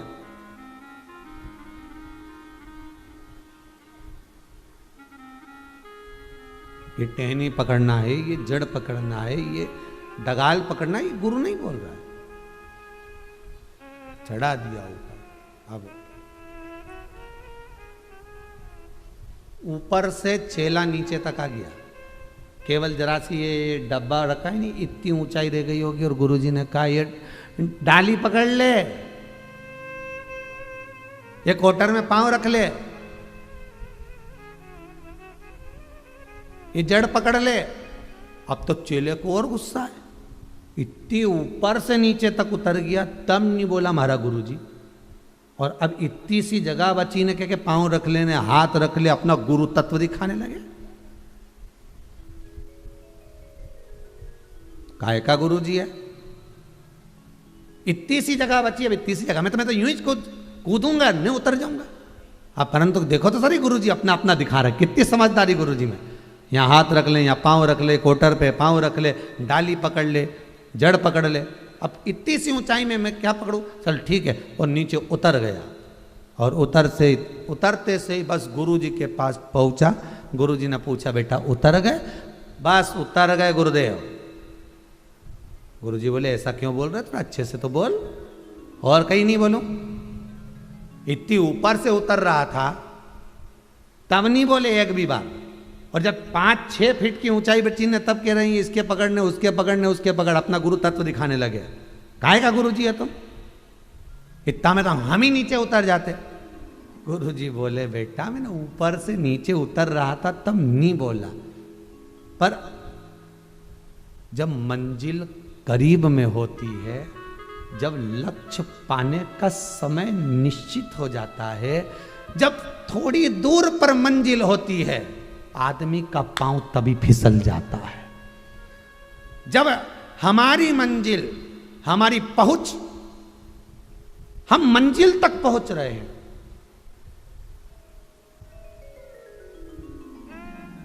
आप 10 साल, 12 साल, 14 साल, 15 साल, 18 साल किसी के साथ रहे हो, रहते रहते वो व्यक्ति भी अपनी मंजिल तक पहुंच रहा है और तुम भी मंजिल तक पहुंच रहे हो। अब तुम्हारे सुख के दिन आए,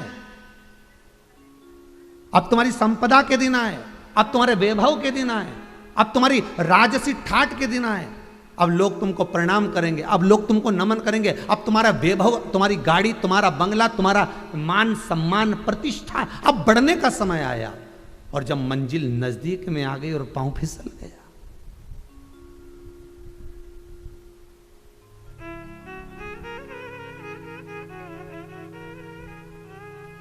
गुरु उसी जगह काम आता है कि बेटा संभल जाओ, ये मंजिल पास में है, उन्नति तक पहुंच जाओगे, जीवन का सारा सुख पा जाओगे। अब तुम्हें कुछ नहीं देखना, अब तुम्हारा वैभव, तुम्हारी सत्ता, अब पास में गुरु बता रहा है कि ये कौटर पर पांव रख ले, ये डाली को पकड़ ले, ऐसा कर ले, फिर भी ना समझे तो फिर वो नादानी है, फिर भी ना समझे तो नादानी।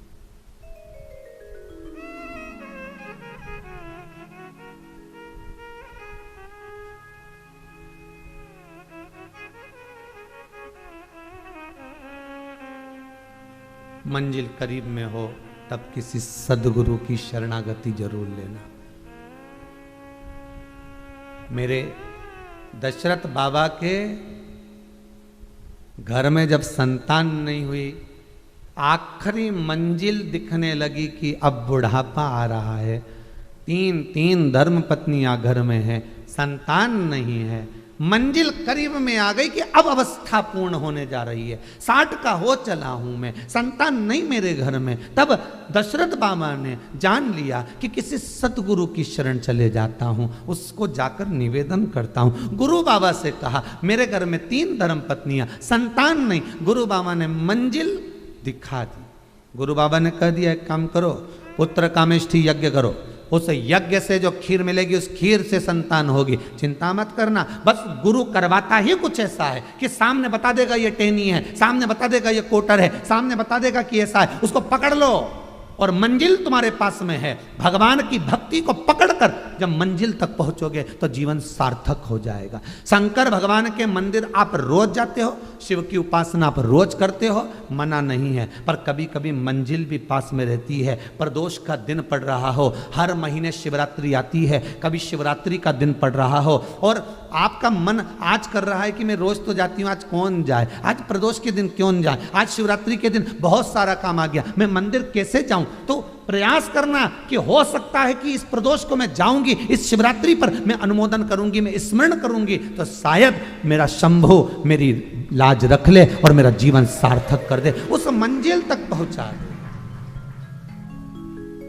आज कोई एक माता जी आई थी, कहा नागपुर वगैरह से, तो वो कह रही थी गुरुदेव शिवरात्रि का पूजन करा था और शिवरात्रि के पूजन को भी ज्यादा समय नहीं हुआ गुरुदेव, पर 80% मेरे 100% काम बिगड़े हुए थे, 80% काम मेरे बाबा ने कर दिए, 20% बचा है, मैं इसलिए आई हूं प्रणाम करने कि बाबा ये और कर देगा। लक्ष्य आपका है। हर महीने शिवरात्रि आती है, हर महीने क्यों नहीं जपते?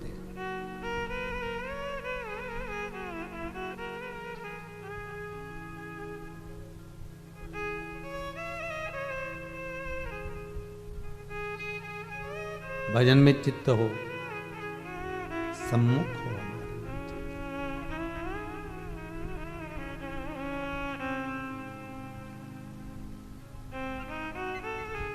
मम्मी मैंने सब पढ़ लिया। 1 साल पढ़ाई करता करता करता करता पेड़ के ऊपर चढ़ गया। ठीक है, छोरा तो खूब पढ़े, छोरा तो खूब पढ़े, रात रात भर पढ़े, इतना पढ़े कि आंख अंदर घुसी गई, इतना पढ़े, भीतर धसी गई, इतना पढ़े। अब इनके कहीं मालूम कि पढ़ने से आंख अंदर नहीं धसे, रात के मोबाइल चलाना से धसे।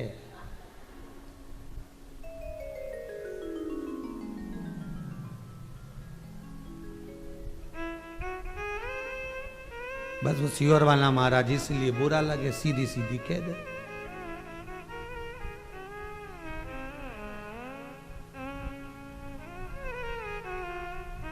बस खूब चढ़ाया पेड़ के ऊपर।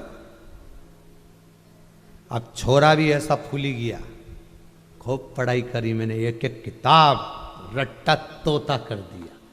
ऐसी पढ़ाई करी, ऐसी पढ़ाई करी, 4 दोस्तों में बात हो गई। उसकी अम्मा ने कह दिया हमारा छोरा तो बहुत पढ़े साहब, रात रात भर पढ़े, कई पढ़ाई करी, कई पढ़ाई करी, ऊपर तक चढ़ गया, पेड़ से नीचे उतर रहा है। एग्जाम का टाइम बिल्कुल पास में आ गया और बिल्कुल करीब में मंजिल थी, बिल्कुल करीब में।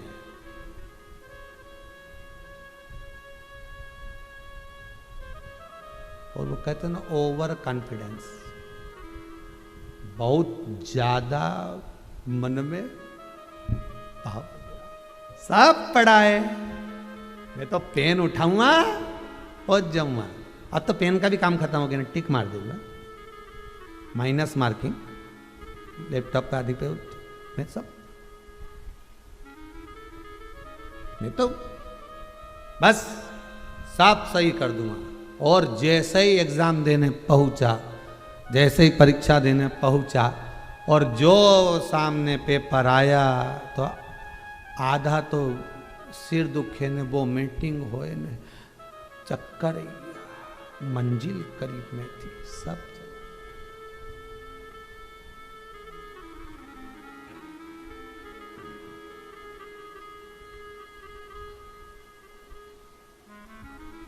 सब समाप्त।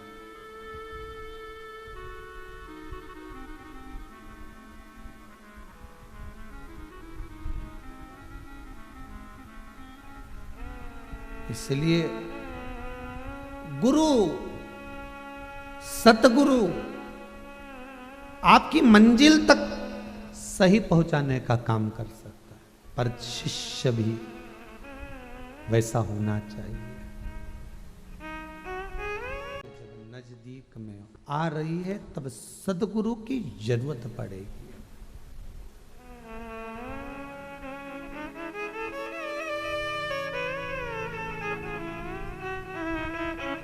देवऋषि नारद जी ने इंद्र को कहा था, इंद्र ये जो रुद्राक्ष की माला मैं तुझे दे रहा हूं ना, ये कोई साधारण नहीं है।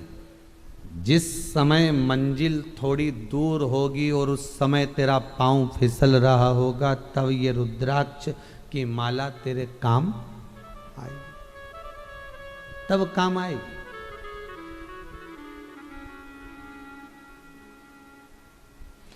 अरे कुर्ता की बटन टूटे तब सुई की याद आवे, इससे पहले कोई सुई ढूंढने जावे? कोई नहीं।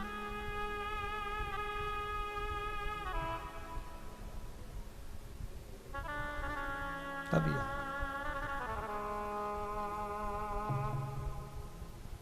मोबाइल का फंक्शन गड़बड़ हो जाए तब उसमें इतनी सी एक बारीक सी सुई जैसी रे ओके ढूंढता फिरे,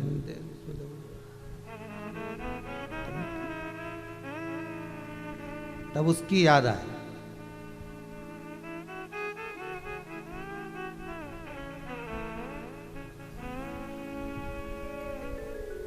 अच्छा, इसके सिवाय कोई साधन भी नहीं। कचरा हो जाए तो झाड़ू से साफ कर लो, झाड़ू से नहीं कर सकते, झाड़ू नहीं मिले तो अपन पोछा से साफ कर लो, पोछा भी नहीं मिले तो हाथ से साफ कर लो। पर बटन अगर टूट जाए तो ये क्या तलवार से जाए? अरे बोलो तो सही कि कहीं अपन इसे तलवार से न कहीं हसिया से न छुरी से न बटन लगा लो, नहीं, वो तो सुई ही चाहिए। अब तुम वो बोरा सिलने वाला नहीं होता, बारदान सिलते हैं जिसमें भूसा भरते हैं, वो सब्जी भरते हैं, बारदान सिलने वाला वो सूजा लिया, लो साहब ये लो, तो ये क्या करूँ कि नहीं बटन लगानी नहीं, तो ये सूजा है।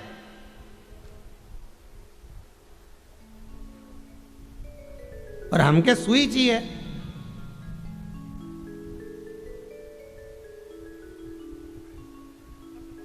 इसमें और इसमें अंतर है।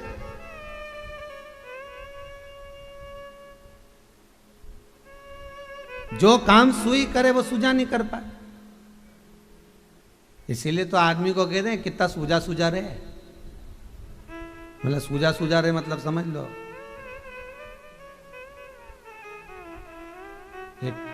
थोड़ा बहुत काम करे ना सूजे ही बैठा रहे। सूजे का काम कितना, बस बारदान से लेना, बैठे वो तो आराम से पड़े आए।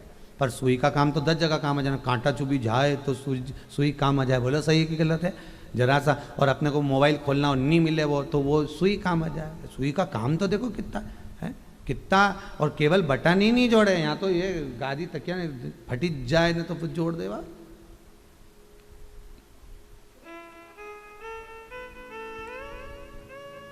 केची और सुई में अंतर कितना, केची काट काट के अलग कर देती है, सुई जोड़ जोड़ के एक कर देती है। जीवन में बनना हो तो केची मत बनना, कभी बनना है तो सुई बनना। जितने बिखरे मिले नहीं उनके सब के जोड़ दो, जैसे शंकर जी ने सारा विश्व शिवमय कर दिया, सबको एक जोड़ दिया। पूरा ब्रह्मांड पूरा विश्व आज शंकर का गुणगान कर रहा है, पूरा विश्व शिवमय हो गया। शिव महापुराण शिव महापुराण शिव महापुराण, जो टीवी खोलो जो चैनल खोलो हर जगह हर महाराज शिव पुराणी बाजता मिले। मतलब शंकर जी ने सुई बन के सबके जोड़ दिया, सबके।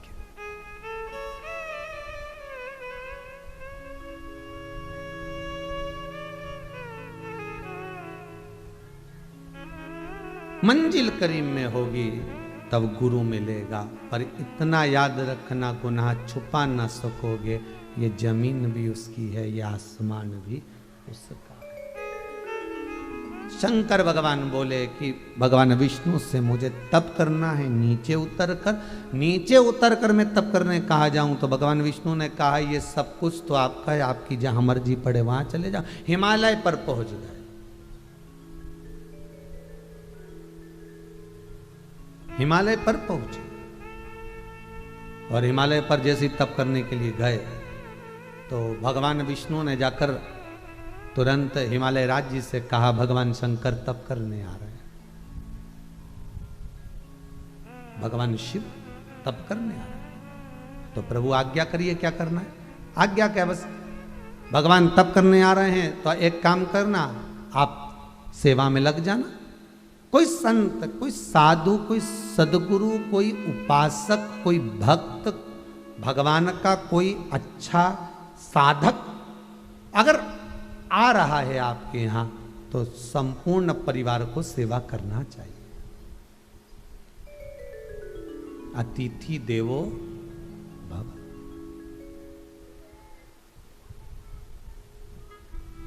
महाराष्ट्र में तो कहते हैं जब संत आते हैं तो दिवाली उसी दिन मनाते हैं। महाराष्ट्र में कहते हैं जिस दिन संत हमारे दरवाजे पर आएंगे दिवाली समझ लो उसी दिन है। सदगुरु के आने से सुख है और सदगुरु के जाने से दुख है।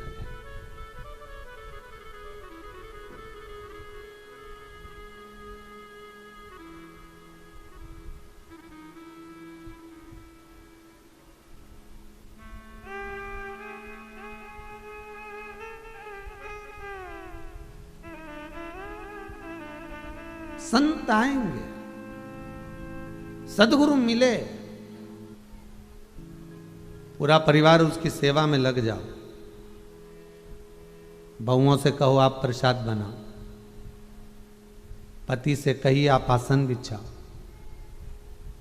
16 श्राद्ध की कथा कभी उठाकर पढ़ना, श्राद्ध पक्ष की कथा कभी उठाकर पढ़िएगा, कभी गरुड़ पुराण का स्मरण करिएगा, उसमें भी वर्णन मिल जाएगा कि 16 श्राद्ध में, श्राद्ध पक्ष में आपके घर के पूर्वजों के निमित्त किसी ब्राह्मण को जब आप घर में भोजन करने बुलाते हो तो घर में अगर 4 बहुएं हैं तो याद रखना, एक अगर पूड़ी बना रही है तो दूसरी सब्जी जरूर बनाए, तीसरी खीर बनाए तो चौथी कुछ भी बनाए, पर भोजन उन बहुओं के हाथ का, परिवार में जितने सदस्य हैं सबका हाथ लगना चाहिए।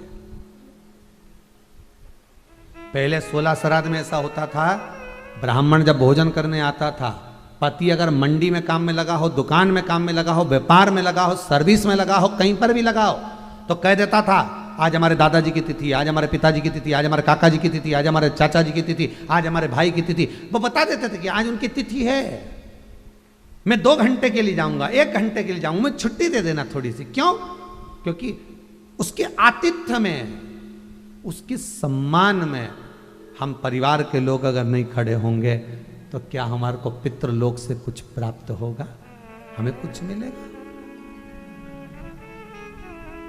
हम अगर पूर्वजों की वसीयत को वापर रहे हैं, वसीयत मतलब जायदाद, हम अगर पूर्वजों की वसीयत को वापर रहे हैं, हम पूर्वजों के आशीर्वाद को वापर रहे हैं, तो हमारा फर्ज है कि 16 श्राद्ध में ब्राह्मण को जब भोजन कराएं तो परिवार का ऐसा नहीं कि एक बहू के तुम बना लो, मैं आ जाऊंगी, पांव पड़ लूंगी, धोख लगा लूंगी, नहीं करो, पर अन्न का भाग जब संत, साधु, सन्यासी, तपस्वी, साधक, उपासक, भक्त ग्रहण कर रहा हो, उस समय पर आप मौजूद रहकर अपना हाथ का स्पर्श तो कर दो।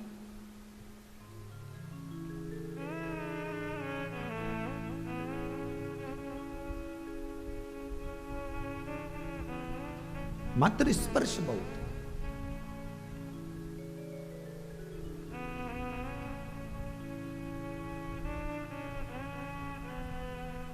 अब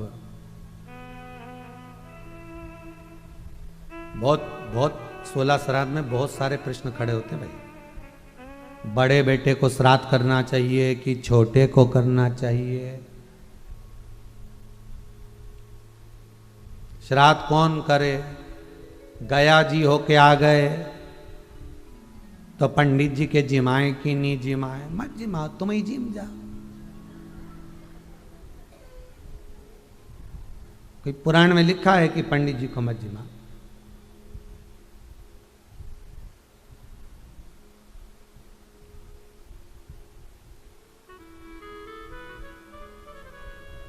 ऐसे ऐसे घर देखे हैं हमने महाराष्ट्र में जब कथा करने जाते थे।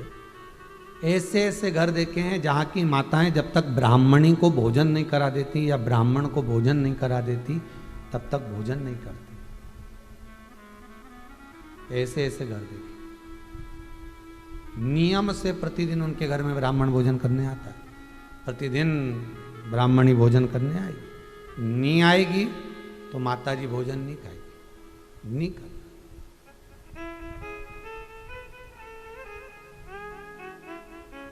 इसको बोला तू आ जाना, वो भी नहीं आई। फिर कहने चली गई तू आ जा, वो भी नहीं आई। बेटे को भेज दो, वो भी नहीं आया।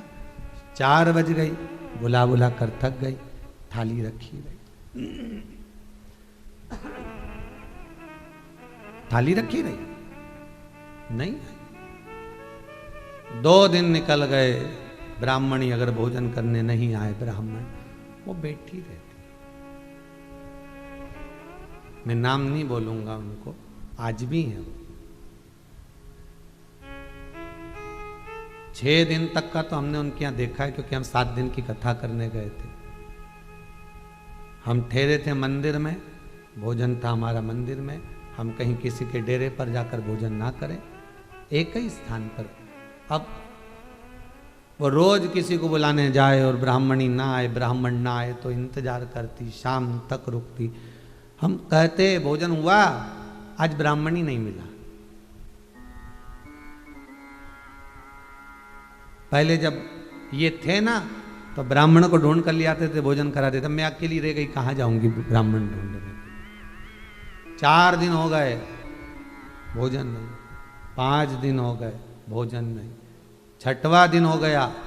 तब हमारे साथ में जो ब्राह्मण थे, हमने उनसे कहा एक काम करो, आज तुम ही इनके घर पहुंच जाओ। हमने पूछ लिया कि भोजन कितनी बजे बनता है, तो कि 10-11 बजे बन जाता है। हमने कहा तू 10-11 बजे ही पहुंच, और पहुंचते से कह देना बहुत भूख लग रही माँ से, अब भोजन करा, तुम ही चलिए, भूख ही रहे। नियम आप बनाते हो, निभाना उसको पड़ता है। व्रत आप उठाते हो, करना उसको पड़ता है। 16 सोमवार के व्रत आप कर रहे हो, संकट सोमवार के व्रत आप कर रहे हो, संकट तुम पे आया, व्रत करके तुमने उंडेल भगवान पे दिया। काय के लिए करा संकट सोमवार? बहुत संकट में हूं। भगवान बोले इतनी संकट में है तो मेरा ही व्रत काय को कर रही है? संतोषी माता का कर ले, मेरे क्यों कर रही है? किसका करूं इसके सिवा? किसका? बहुत संकट में हूं, इसलिए संकट सोमवार कर रही। पार्वती जी ने मन में सोचा और बता दो सोमवार का व्रत। मैं स्कंद पुराण में लिखवा दिया वेद व्यास जी से, संकट सोमवार का व्रत। अब जिसे देखो वो 16 सोमवार संकट सोमवार करे। व्रत तो इनका, संकट इनका, और शाम के टाइम पूजन करके ऊंडेल सब तुम पे देती है। तुम ही देख लेना, बहुत भारी संकट है, बहुत। अब जब ये सोमवार के दिन पूजन करने बैठे, शंकर भगवान उसके घर में पहुंचे। पार्वती जी के कहाँ जा रहे हो? के संकटाबाई किया, इसके संकट भाई, बहुत संकट, बहुत संकट। दे दिया सब भगवान को, भगवान निभाता भी है। भगवान कहता 2-4 सोमवार तक तो मैं तेरे को देखता हूं, पहला सोमवार के तो तू पट्टी बांध के पड़ी जाए, दूसरा सोमवार के बड़ी मुश्किल से उठ के पूजन करे, तीसरा सोमवार जब आए घर में मेहमान आ जाए, चौथा सोमवार थोड़ी सी नींद आ रही, 4-5 सोमवार में देखता हूं जब तू पूरी तरह से मुझ में रम जाती है 4 सोमवार में, पर 5वें सोमवार से मैं तुझे इतना बल दे देता हूं कि तुझे सोमवार मालूम ही नहीं पड़ता कहां निकलते चले जाता है, कहां निकल गया, बल इतना दे देता हूं मालूम नहीं पड़ता। फिर वो निभाता वो है। तुमने तो केवल व्रत उठाया है, तुमने तो केवल संकल्प लिया है, निभाना उसको है।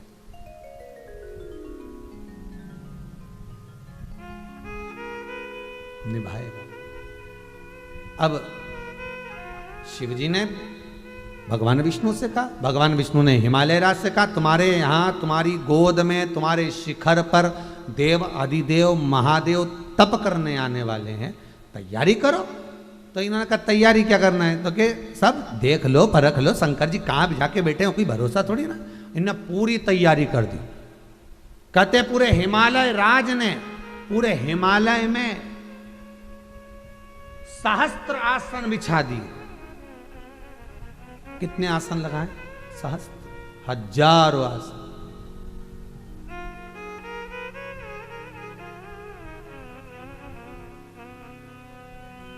हजारों आसन लगा दिए, और हजारों आसन लगाकर जैसे ही भगवान शंकर आए, शिव जी ने देखा इतना सारा आसन लगा पड़ा है। अब हिमालय राज ने आसन लगाना था तो एक लगाना था, पर इन्होंने तो इतना सारा आसन लगा दिया। अब इतना सारा आसन में मैं अकेला एक जगह बैठूंगा, बाकी की जगह नहीं बैठूंगा, तो हिमालय राज को कितना बुरा लगेगा। अरे बोलो तो सर, ये सही है कि गलत है? अब जैसे तुम्हारे लिए सोफे पे कालीन बिछाया कि आज तो गुरु जी आने वाले हैं, आज तो हमारा मामा जी आएगा, ना फूफा जी आएगा, ना काका जी आएगा, ने इन्हें तो पूरा सोफा पे कवर मवर लगा के बिछा के रखा, और तुम तो आए ने कुर्सी पे बैठ गए, हम तो जमीन पे बैठेंगे, हमें नहीं बैठना सोफा पे। बताओ, इतना हमने सोफा बिछाया, कालीन लगाया, आसन लगाया, सब कुछ करा, और बैठने को जमीन पे बैठ गए। ये कोई बात होती है?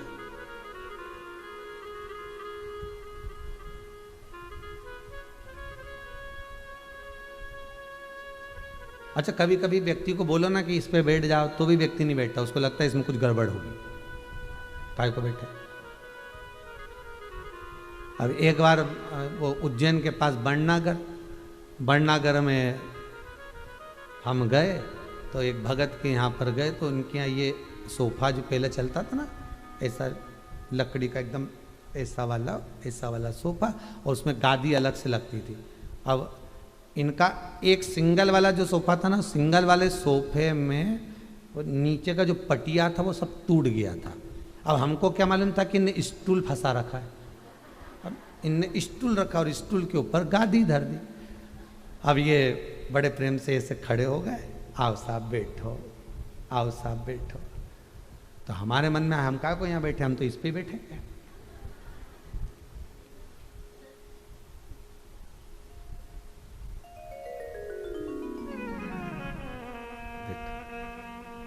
इस पे बैठो। अब ये सोफा और वो सोफा में अंतर दिख रहा था, वहां पे 2 गादी बिछी थी, तो लगा कि 2 गादी है, इसमें बैठ जाओ। अब हमको क्या मालूम था कि 2 गादी नहीं है, स्टूल नीचे से ऊंचा है, सोफे में से बाहर निकली गया और उस पर गद्दा लगा। अब उन्होंने कहा आप इस पे बैठ जाओ, हम इस पे बैठे।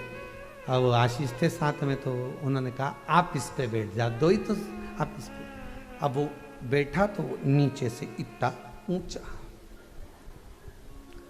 अच्छा, वो हाथ लगा के भी देख रहा है कि सोफा है कि वो, क्योंकि डंडे तो उसके हाथ रखने के तो वैसे की वैसे, पीछे का डिजाइन भी वैसे की वैसे, पर बैठ गया।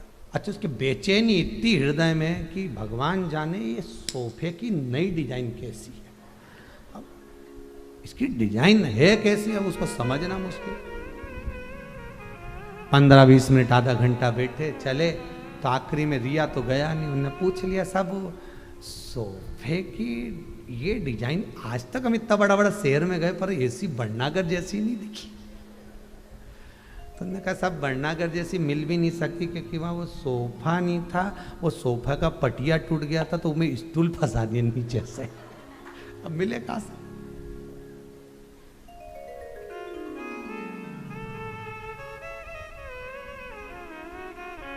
सहस्त्र आसन मेरे शंकर जी के लिए लगाए, सहस्त्र आसन।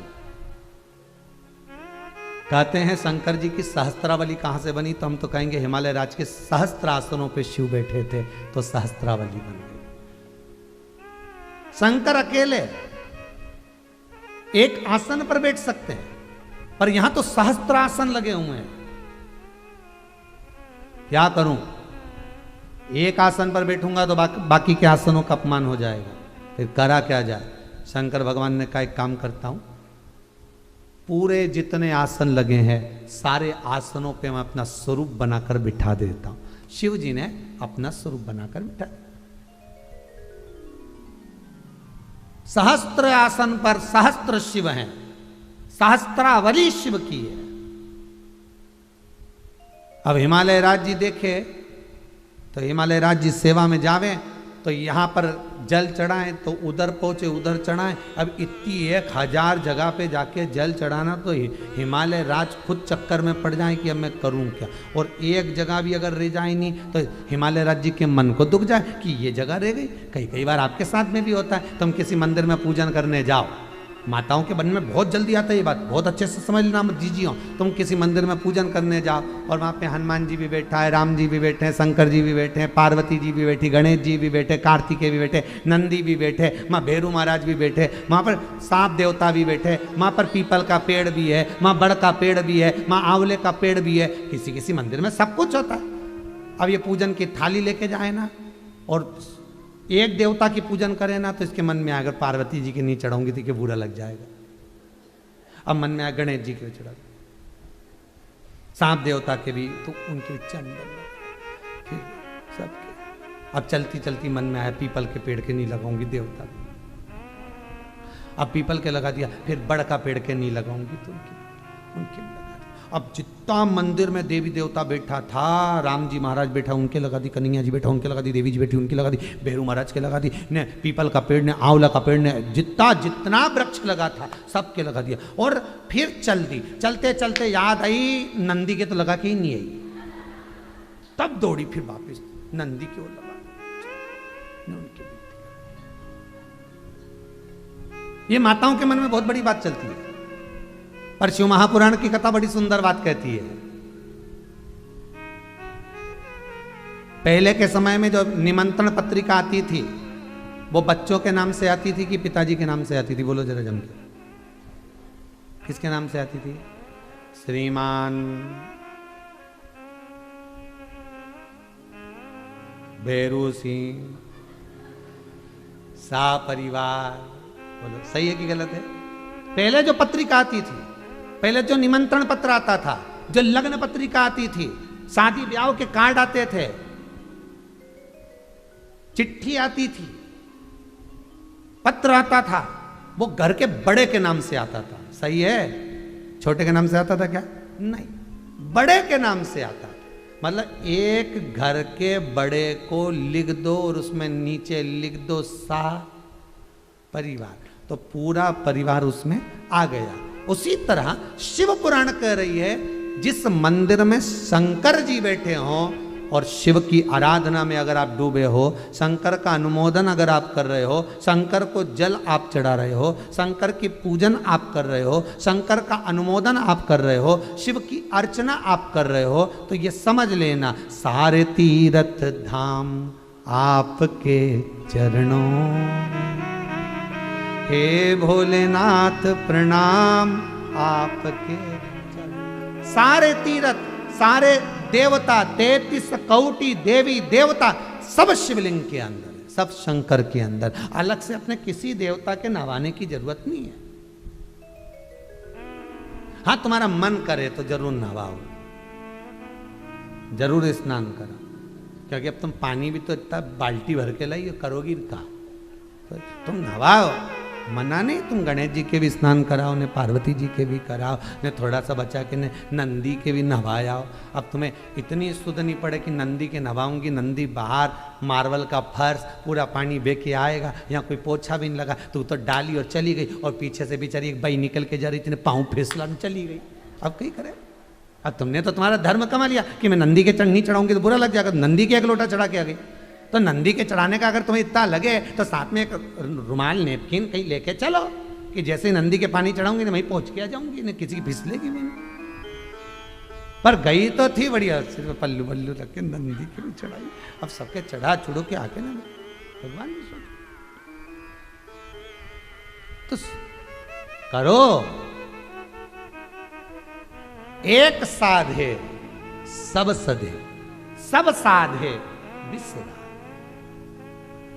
10 जगह पे खड्डे खोदोगे पानी नहीं निकलेगा, एक ही जगह अच्छा गहरा खोद दो पानी निकल जाए।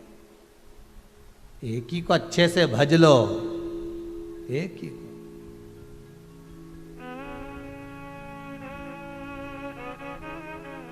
बहुत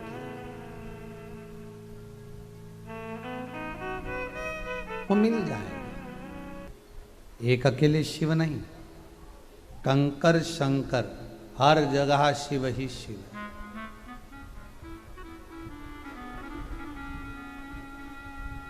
हर जगह कि तुम ही भोलेनाथ हो, तुम ही शंभुनाथ हो, मेरे जीवन तुम ही सनाथ। है नाथ, है विश्वनाथ, है शंभुनाथ, सब तुम ही। तो एक आसन पर भी तुम ही हो तो सहस्त्र आसन पर भी तुम ही हो।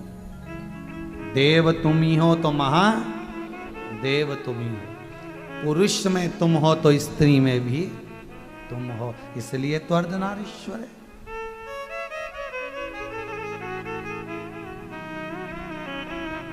कन्या में अगर तुम हो तो वर में भी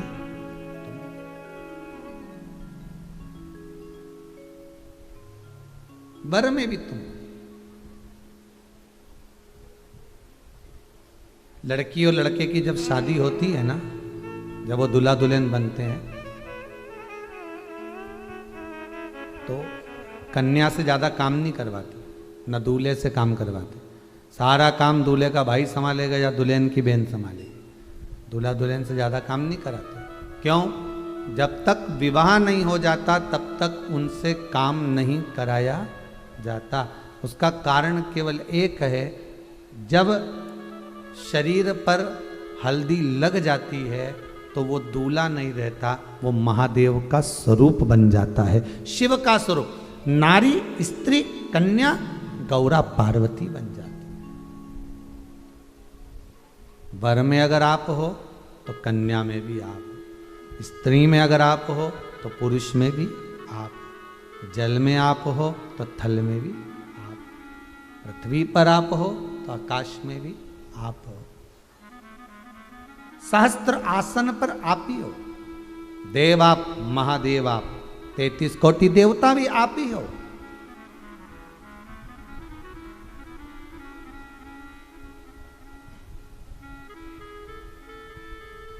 विराजो महाराज। शंकर जी बैठ गए आसन पर। अब हिमालय राज सुबेरे सुबेरे जल लेकर जो निकले, यहाँ चढ़ाते वहाँ चढ़ाते। अब 1000 जगह पे देवता उनको बिठा दो तुम। कितनी जगह? 1000 जगह। फिर देखा जाए आप में से कितने लोग 1000 जगह पे जल चढ़ाए। एक ऊपर बिठा दो, एक नीचे बिठा दो, एक अंदर बिठा दो, एक बाहर बिठा दो, एक के माँ बिठा दो, एक के माँ बिठा दो, ने सब जाई जाई। हाँ पड़े कितने हो गए? अरे वो 84 महादेव करने जाएं। कितने महादेव? उज्जैन में। वो तब ये लॉकडाउन चल रहा है कोरोना महामारी के कारण। जिस दिन ये लॉकडाउन हट गया, सबसे पहला काम यही रहेगा अपना। बहुत दिन से याद आई रही हमारे तो 84 महादेव।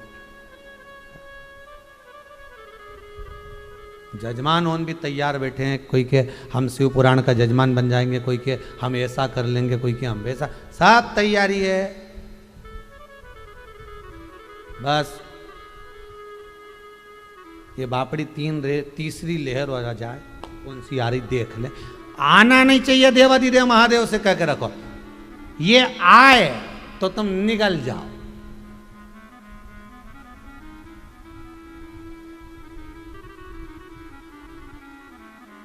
त्रिनेत्रधारी, त्रिशूलधारी, त्रिपुंडधारी, त्रिलोकी के नाथ, हे त्रिपुरारी, ये तीसरी लहर को तुम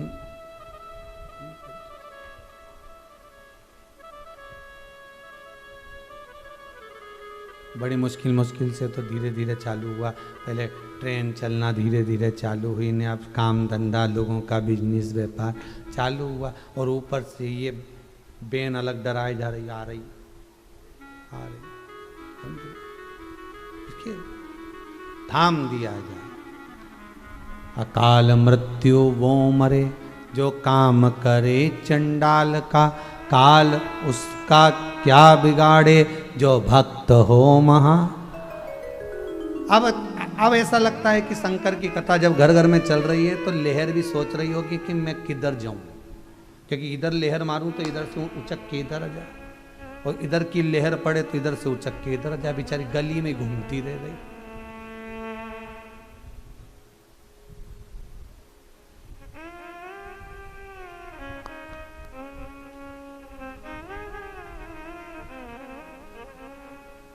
अब शिव कथा कह रही है। यहां तो हिमालय राज सहस्त्र 1000 शंकर जी की पूजन करने जा रहे हैं, और यहां अपने केवल 84 महादेव कर लो, उतने में मालूम पड़ जाए एक महादेव इधर, एक महादेव उधर, एक महादेव उधर, 2-4 सीढ़ी नंकी चढ़ो, फिर नीचे उतरो, फिर उधर महादेव गया, महादेव जी का नंबर वहां लगा, वहां से उतर के आओ, इधर चले जाओ, इधर वाले महादेव के पूछो, उधर वाले महादेव पे चले जाओ, उधर वाले महादेव से पूछो, उधर वाले महादेव पे चले जाओ। क्यों बेटी का है?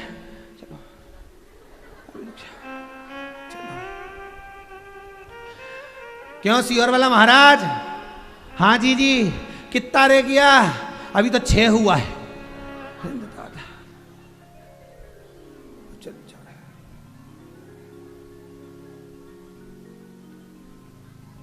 जैसे वो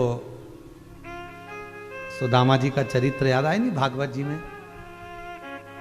भगवान कृष्ण के यहाँ सुदामा जी आए, और सुदामा जी आए तो रुके।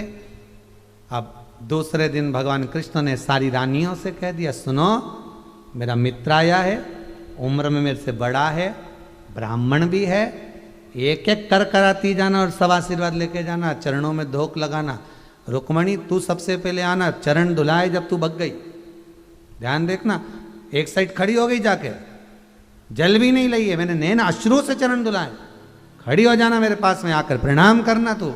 रुक्मणी जी बोली बिल्कुल साहब, कई दिक्कत। भगवान सिंहासन पर बैठ गए, सुदामा जी को पास में बैठा लिया, आजा बहुत बड़ा सिंहासन है, आज रुक्मणी नहीं बैठा है तू बैठ। और भगवान बैठ गए उनके पास में, इधर बैठ गए सुदामा जी। भगवान ने कहा आती जाओ लाइन से, एक एक करके आती जाए। सुदामा जी सबको बड़े प्रेम से आशीर्वाद, सीधा सरल स्वभाव सुदामा जी का, ब्राह्मण तो वैसे ही सीधा सरल, ऐसे भाव से आशीर्वाद दे रहा। अखंड सौभाग्यवती भव, चलो अखंड सौभाग्यवती भव, अखंड सौभाग्यवती भव, अखंड सौभाग्यवती भव। भगवान इशारा करते जा रहे, देते, अखंड सौभाग्यवती भव, अखंड सौभाग्यवती भव, अखंड सौभाग्यवती भव, अखंड सौभाग्यवती भव, अखंड सौभाग्यवती भव, अखंड सौभाग्यवती भव, अखंड सौभाग्यवती भव, अखंड सौभाग्यवती भव। अभी 25-30 निकले थे, उसके बाद अखंड सौभाग्यवती भव, अखंड सौभाग्यवती भव, अखंड सौभाग्यवती भव, अखंड सौभाग्यवती भव, अखंड सौभाग्यवती भव। भव भव भव भव।